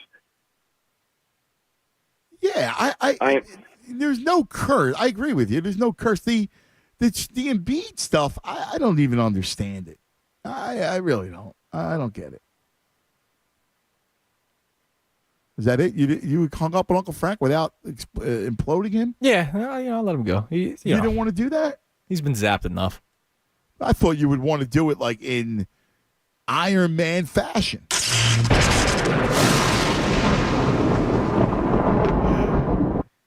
Yeah, my man Tony the Ref, The Accountant, sucked royally. That was horrible, that movie. Did you like it? Never saw it. Yeah, it was terrible. I won't put it on the list. Who thinks of tough guys and thinks of Batman? He's not a 1 seed. Well, Batman kicks a lot of people's asses. Who? Yours. Dude, I would bleep up some Batman. It's the biggest lie you've ever said. There's no way. Dude, please. Batman's got nothing. I listen, there's 10 dudes in South Philly right now that would beat him up, eyes closed. Are you kidding me? You want to give me Batman? Well, man, he deserves to be on the field. 64? He's not a 16 seed. I got news for you. I'm making him. He to me is the garlic knot of this tournament. Wow. He's the garlic knot of the tournament. I'm sorry, Tunis. I'm a big Tony Stark fan. He shouldn't even be in the competition. Well, again, he's the same as Batman. They're both rich dudes. No, he's not. Only Tony made his fortune. Batman was just born and he inherited but the money has nothing to do with it. He has nothing to do with the money. He left the money to go learn how to fight. He left the money. And he inherited Alfred. And he needed a sidekick. He had to go get Robin. No. Forget about Robin. Robin was a little punk anyway. He just followed. Robin followed him around. He was like a little lap dog. Who wants a lap dog as a sidekick? You can't have a sidekick. You're a true tough guy. Like Batman, come on. I mean, the only thing wrong with Tony is he's got Gwyneth Paltrow as his girlfriend. Who's knocking people out on the slopes. Nikki, you're on 97.5 The Fanatic. Nikki. Dude, don't take shots at my Gwyneth, man. Why, you're a big Gwyneth fan? Dude, Great Expectations, man. She was in Great Expectations, like the 90s version, man. That's my girl. Don't be messing with her. All right. Yeah. So she got a little blonde streak to her. Took somebody out. You ever see the talented Mr. Ripley? Oh, absolutely. She's in that one, too. And wasn't she in, where's the one where Nick Cage killed himself in Vegas, leaving Las Vegas when he's a drunk? Oh, yeah, that was a good movie. Doesn't Gwyneth play the hooker there? Yeah, she's been that. Yes. With my girl, Yeah. Gwyneth. Listen, first of all, Tunis, I don't know about this, the DC Universe world. Didn't they have an Infinity World that solved all this, that settled this whole score? Like, we can't have superheroes in there. Like, this has already been, like, established, right? What Yeah, no happened in Infinity superheroes. Wars? Yeah. Like, well, here's the thing. The committee, the tough guy committee, the NCAA tough guy committees, they're going to have to adjourn. They're going to have to get together first, call a meeting in the order, and figure out what the standard deviation rules are for this tournament, because we can't have it half-assed. Like we gotta just really clarify the rules and regulations of this top 64. I agree. I think you're right. Like we did it. I was a little willy-nilly with this sports food, but with the bad mother fathers. Yeah, bad mother fathers. We gotta be buttoned up. Yeah, the rules. Yeah, I agree. Yeah. And look, I know my main man two calls ago was ripping on crying Jason. All right, now whether he cries or not, like the first scene of the first movie ever of Jason Bourne, he gets fished out of a body of water in the Middle East, with slugs in his back. Like he takes real hits. Like he's a real man. Like I agree. He's a real guy. Yes. This guy can actually exist. And if you talk to your homie in the FBI, he might know a few guys. Who knows a few guys? Yes. Okay? Yes. But like Johnny Wick, and the Punisher, and the Wrecker, and all that. Like, okay, they need their own category because they'll walk in a room with 700 guns. Like there's the old adage that even a broken clock is right twice a day. And my pop used to say in Italian, even an idiot gets lucky every once in a while. So if he's taking 3,000 rounds, like something's got to hit the artery or something, or the brain. No. Wick may be the exception, but I hear you. Well, I mean, Wick's got I'm excited for the Wick. I got to tell you, I'm pumped up for Wick. I'm a fan of Wick 1, okay? And he wears a $1,000 Italian suit, and he walks in a room and comes out like he looks better coming out of the room than when he goes in. Cool. I don't know how that happens. That's cool. Now, let me address real quick. Gabriel says Gwyneth Paltrow's head is still in the box as far as I'm concerned. It is, oh, man, dude. He stabbed me, man. He stabbed me, dog. That's awesome. What's in the box? Gwyneth's in the box. That was vicious. What's in the box? Now,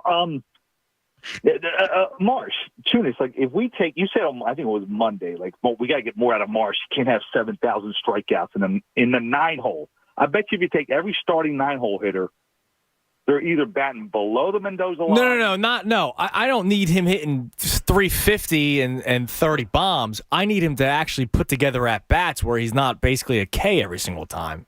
Like, God forbid we use the term "move the runner" any more days. Listen, move the runner is something we've been saying in Philly. He was 19th in baseball in strikeouts last year. That can't be. And he's not a power. He's not Schwarber. Schwarber was first in the league in strikeouts last year. But are we complaining? No, because he hit 40 bombs. I agree. Like you need to clean up you got to make that number a little bit smaller this year. I agree. The KO and the backward K. And plus, he's fast, right? Like the guy's got legs, so it's not like put the ball in play. And by the way, with Turner leading off, I mean you're going to be able to manufacture runs. I'm with you. Good stuff, brother. T. Will, you're on 97.5 The Fanatic. T. Will, because you got no business talking about Marvel. You're just getting new to all this, so you got to defer to the Tunis. All right.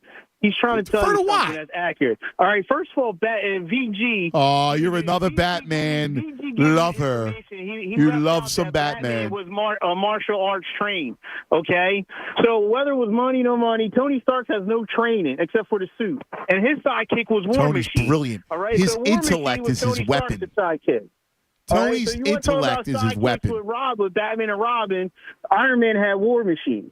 By the way, I'll take Gwyneth over Robin. I'll take Paltrow over Robin in a fight. Listen, why are you going to bring up something that's obvious? That's your boy. Your boy. That's your boy's sidekick. No, that's not his sidekick. His sidekick is Robin. His sidekick Tony's intellect greater than Batman's money and his wealth. Oh, here you go with the money. It's not about the money. It's about Batman was martial arts trained, okay? What do you mean he does have martial arts? That's how he learned how to fight. Exactly. He's a finger painter. Get out of here. Hey, you got to fall back on this one, Ed. He's weak. No. In fact, I'm double down. You're out because I'm out of time. Love you, buddy. Everybody, you guys are the best. We love you. Stay tuned. The best show ever coming your way. We'll see you guys in the morning. Fanatic Sports Update. Sixers fall in Denver. I'm Andrew Salchunas, and this update is brought to you by InvisibleFence.com. Invisible Fence brand has protected over 3 million pets. Their training results in a 99% success rate.